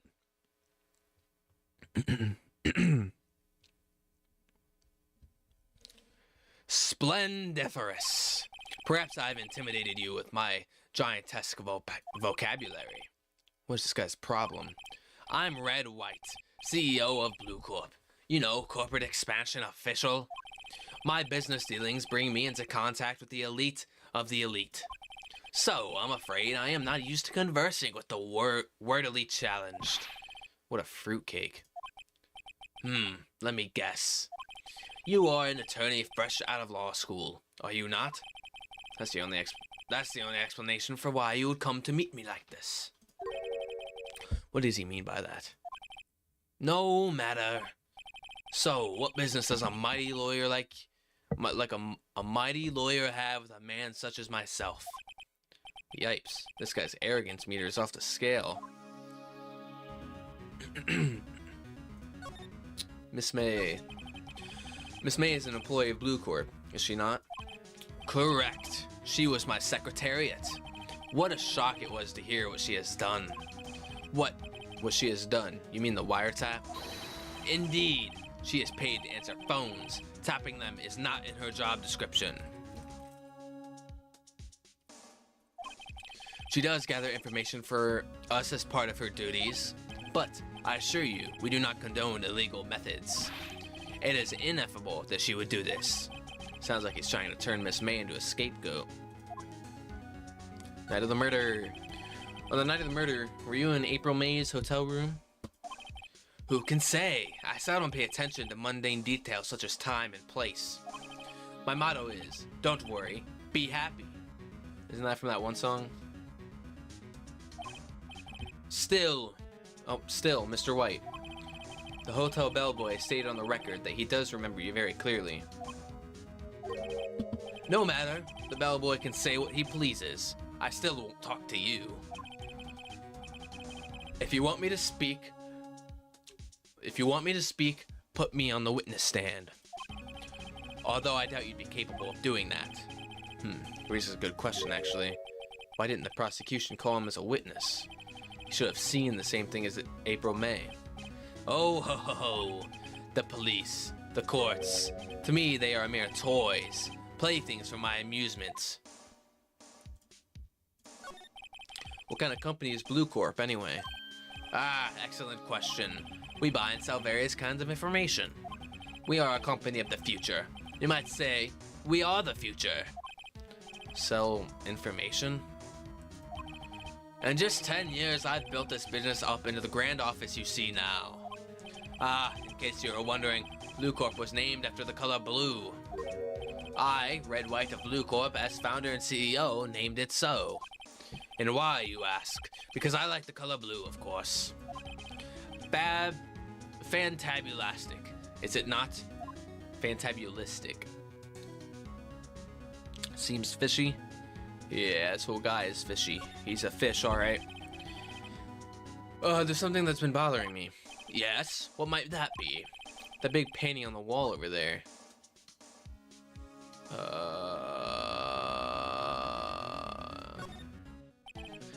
You know, I've actually seen that painting before. Oh? Just yesterday, actually. Your point being? My point is simple. Rather, my question is simple. Why is that painting hanging on your wall? Mr. Wrong, was it? Right. It appears you do not fully grasp your position here. I ask again. Who are you? Huh? A lawyer? No, my feeble friend. A mere lawyer. Worth nothing. Silch. Zippo. Nada. Just like that sorry excuse for an attorney. Grody Burger. What? Oof. He punched me. Well, Mr. Lawyer, what will you do, huh? Charge me with assault? Charge away, I welcome it, for it is you who will be found guilty. What? Heed my exposition. The police, the courts, they all do my bidding. So you say, but I wonder, is that kind of control really possible? I don't expect you to understand. It is a world beyond your compensation. You came here from Grody Burgers, I presume. Mr. Grossburgers, yes. Then you must ask him, why is it that this painting of his hangs here?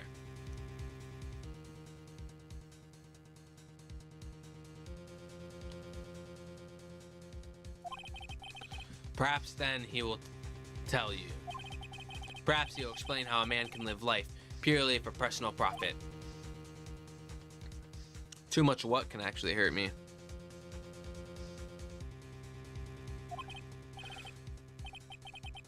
Go now, skedaddle. There is nothing more to discuss.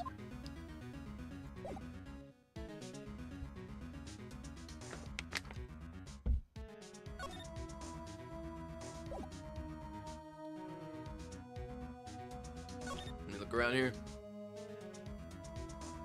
Too much voices, yeah. No, it's starting to... My throat is on fire right now. This painting was, until yesterday, hanging in Mr. Grossberg's office. Why does White have it now? It's not hard to imagine a few possibilities. An impressive lineup of trophies. JoJo's Special Runner-Up, Best Participation. JoJo's Cooperation Award, Special Good Try Prize. The words judges and special kind of stand out. He probably strong-armed them into giving him something. A statue of a man holding up the world. The Blue Corp sign certainly stands out enough. The motto for the man is, of course, Mr. White. I'm guessing this is supposed to be a desk? My, this is quite the thing.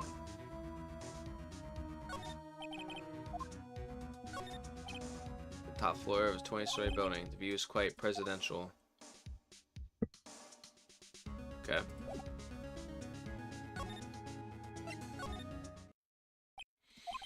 Hello, Grossberger. Huh? I don't think he's supposed to be standing here. Maybe I should clear my throat? Oh, God. That really hurt. Jumping Jehoshaphat's. Oh, you. What's wrong? You look so pensive, like an old man at the end of his days. Oh, God. I'm not senile yet. I was just thinking about this whole mess. Something's really bothering him. That much is clear. Today's trial. So you came to see the trial? Yes, I did. Something was bothering me all last night, you see. Couldn't get a wink of sleep. Really? What was that? Well, you see, it's just Mia's sister, that poor girl. My boy, I owe you my thanks, truly.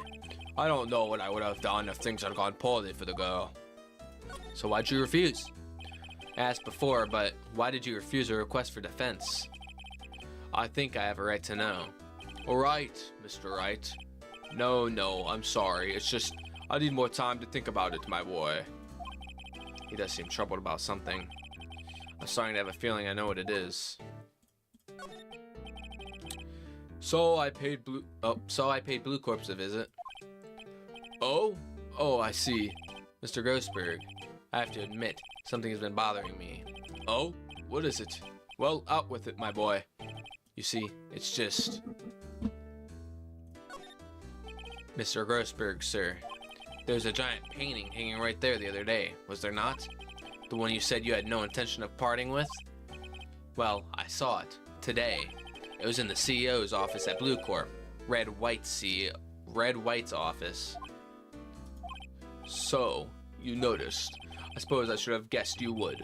It is a large painting. Mr. Grossberg, I know you and Mr. White are connected somehow. Connected, you say? Yes, and I know what it is. He's blackmailing you. Did I say he's your lovers? What? Mr. White has something on you, doesn't he? Blackmail? I think that painting is fairly gaudy proof. Very well. This may be the chance I've been waiting for. Maybe it's time to get this off my chest, so I can finally rest easy again. After all, you were Mia's understudy. Perhaps it was fate? What's he talking about? Red White is a man who makes his living through intimidation.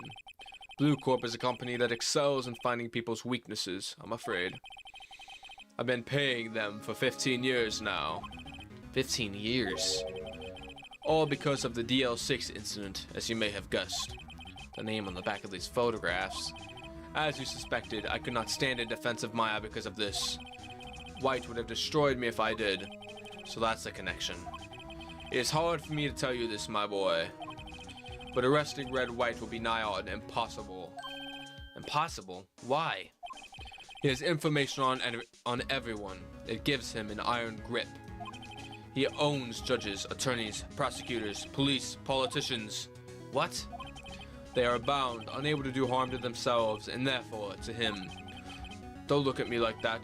What you see is nothing more than the weight of many years. What is the DL6 incident?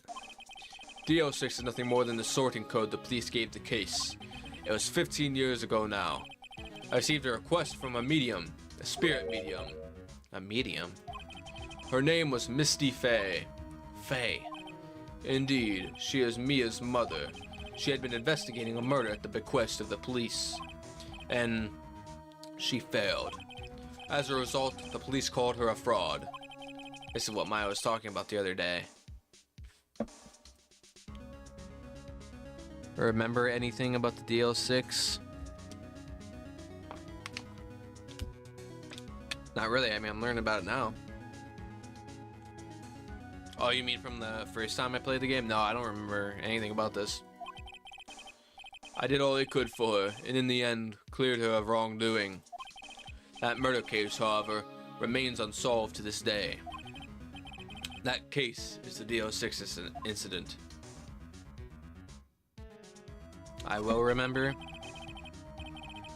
But why were you blackmailed over this, Mr. Grossberg? The DL6 incident was top secret at the time. It made sense. The police didn't want people to know they were using a medium. They couldn't let people know. But one person found out. I told him. You told White? He offered me riches. It is an embarrassment to me now. Because I talked, the police remarked far and wide. In secret, they began looking for the one who sold them out. Of course, White heard about it, and he came to me. Only this time, the offer was blackmail. I see. White controls the law of this country as he sees fit. Yet, if you would still challenge him, have a look at Mia's office. Mia's office? She followed his every move for years. She may have recorded something of what she found. Okay. It's funny looking at this room. It seems so normal. Hard to imagine a murder took place here. Mr. Gressberg said there'd be clues. Maybe I should have another look. All the cases the chief ever worked on are filed here. They're in an alphabetical order. Let's take a look. Which file should I look at? DL, so AI? AI? Let's see if there's a record in this file. It catches my eye. A, B, F, Misty Faye. That's Misty, that's Mia and Mia. That's Mia and Maya's. Misty, Mia, Maya. Misty, Mia, Maya. Misty, Mia, Maya. Misty, Mia, Maya. Misty, Mia, Maya. Misty, Mia, Maya. Misty, Mia, Maya. Misty, Mia, Maya. Misty, Mia, Maya. Misty, Mia, Maya. Misty, should I take a look? Read it. I have tarnished the Faye name, leaving only these words. My mother vanished. I was determined to find the ones who had made my mother blame herself in this way. Using the power that runs in my family, I had an audience with the dead. Misdemeanor Mayo, yeah. Finally, the names of two men surfaced. One was Marvin Grossberg, a lawyer who sold my mother's information for witches. The other was the man who sold that information to the press. This parasite who makes his fortune on threats and coercion. His name is... the record stops there. So Mia knew Grossberg. Let's go Jay-Z. Or JS, I mean. Let's see, J through S. Nothing much in here. Maybe I'll just skim some of this. Well, no harm in flipping through a bit, I guess. Biggest part's here at the end in S. Suicide? Ew. She has a collection of suicide reports. These politicians, policemen. Say ew to suicides, kids. There's writing on most of these in pencil. White? This is Mia's handwriting. Wait, I get it. Mia thought he was involved in these suicides. White drove them all to... I can use these newspaper clippings. Let's find the most disturbing one. Okay. Where to now? Talk to Grossberg again? No. I can use these toenail clippings.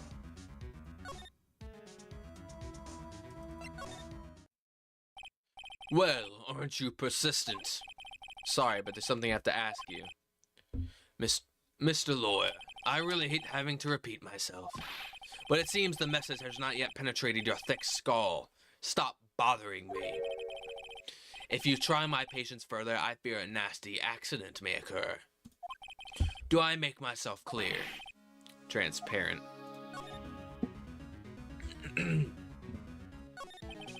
I think we're passing you to talk about April, May. Gotta put this guy on the spot and quick. What's the matter?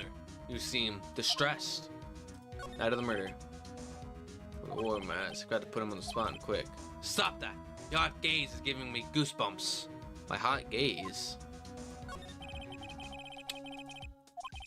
Need some evidence I can use as ammo. There's my eyes and my nose and my mouth, but of course I jest. You need not restrain your mirth, my friend. Is it okay to indulge in my cosmopolitan sense of humor? I will not think less of you.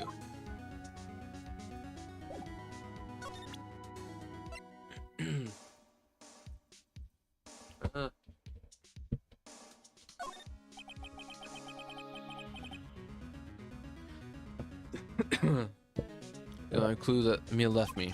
I'd better make this one count. Mr. White. Mr. White. See this? It's an article describing the suicide of a politician. He was embezzling secret government funds. Then, one day, word got leaked to the press. The very next day, he took his own life. And this concerns me how? I found this article in Mia's office. Miss Mia.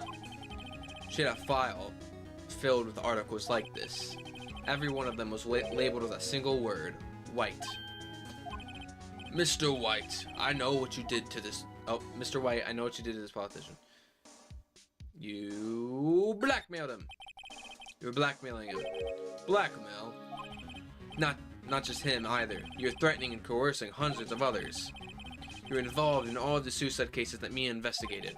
This company is built on blackmail. I'm right, aren't I? What a bizarre accusation. Mr. Wrong, what is it that you should be doing now? Investigating me? No, no, no, I think not. You should be searching for the one who killed Miss Mia. Secretary's office, hello? Mr. Wrong will be leaving now. Yes, sir. I'll send someone right away. Wait a second, Mr. White. You're wrong. You're wrong, Mr. White. Excuse me?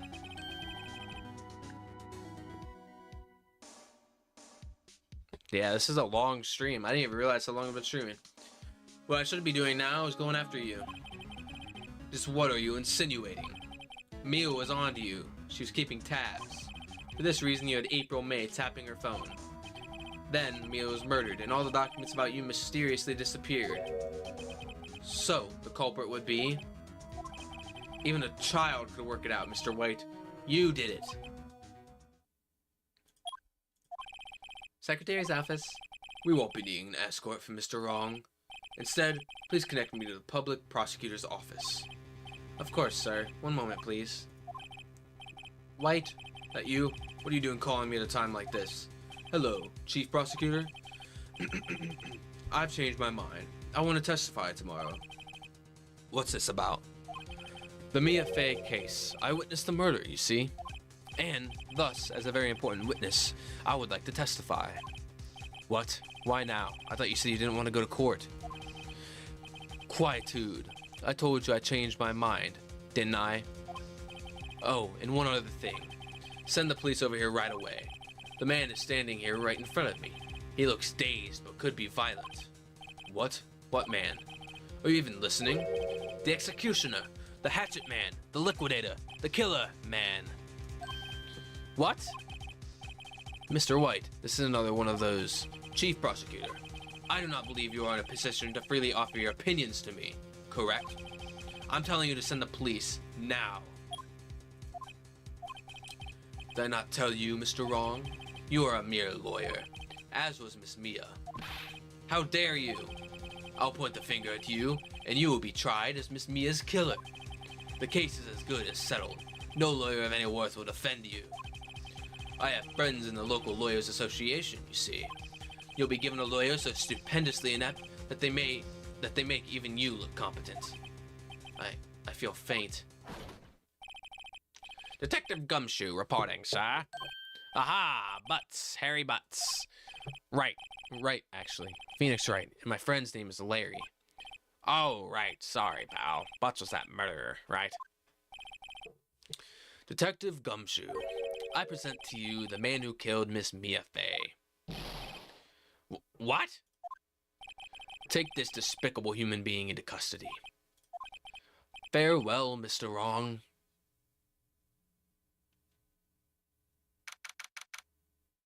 Detention Center. Can't believe it's only been a day since the first trial. Trial begins tomorrow. White's going to set a trap for me. The prosecution will be in on it, of course, Edgeworth included. An attorney was assigned to me by the state yesterday. I refused. I had an idea. Right. Mr. Wright. Oh, Maya. Great, they let you have detention. Just now, yes. It's all thanks to you. Ha. Now I'm afraid we've switched places. What? You mean you... I explained what had happened to Maya. Red White has influenced more than a little of my humor. I love his silly words. Yes, for sure. For show, for show. I don't believe it. How many people does that mean I need to destroy before you're satisfied? My mother, my sister, now you. This has gone too far. Mr. Wright, please tell me, is there anything I can do? Well, defend me in court. Alright, you can be my defense lawyer tomorrow. Alright. Huh? Leave it to me. I am Mia's sister, after all. Leadership runs in our blood. Wasn't it ghost powers that ran in your blood? I'd better run to the bookstore and pick up a copy of Law for Rookies. Wait Wait. What? I'm kidding. It was a joke. No way. No, really, I was kidding. But thanks. It's good to know you're on my side. There really isn't anything you can do for me anyway. But I can't just sit here and do nothing. I've got to give that man a piece of my mind. Just a piece? Okay. Then come to the trial tomorrow. Okay. I'll be there. I'll show them a thing or two.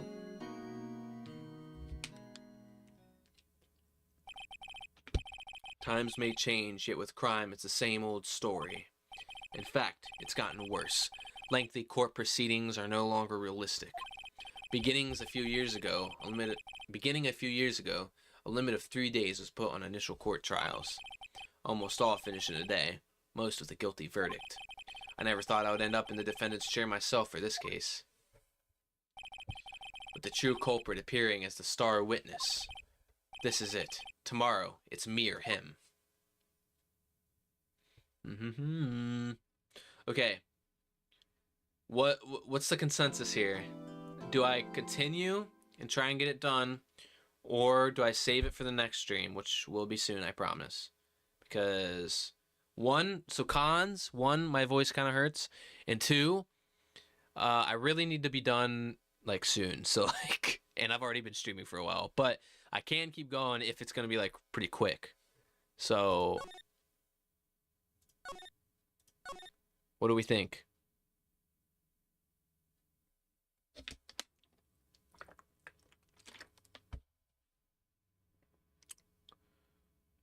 Because it'd be nice to just have the first 2 cases done in the first stream. So deep. Oh, you must be a little bit back. Luke's a little delayed, I think. I wait for him to catch up to the point where I asked the question.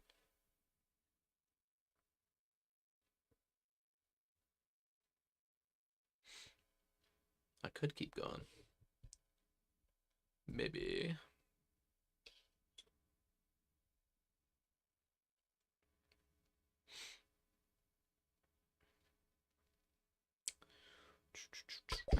Oh!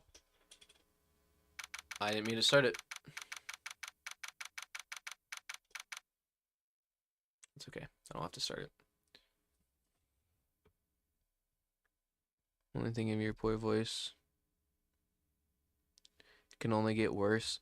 Yeah, but just real quick, how much left of this case do I have time-wise? Like, would I be done by 4? I know it's kind of hard to tell, but...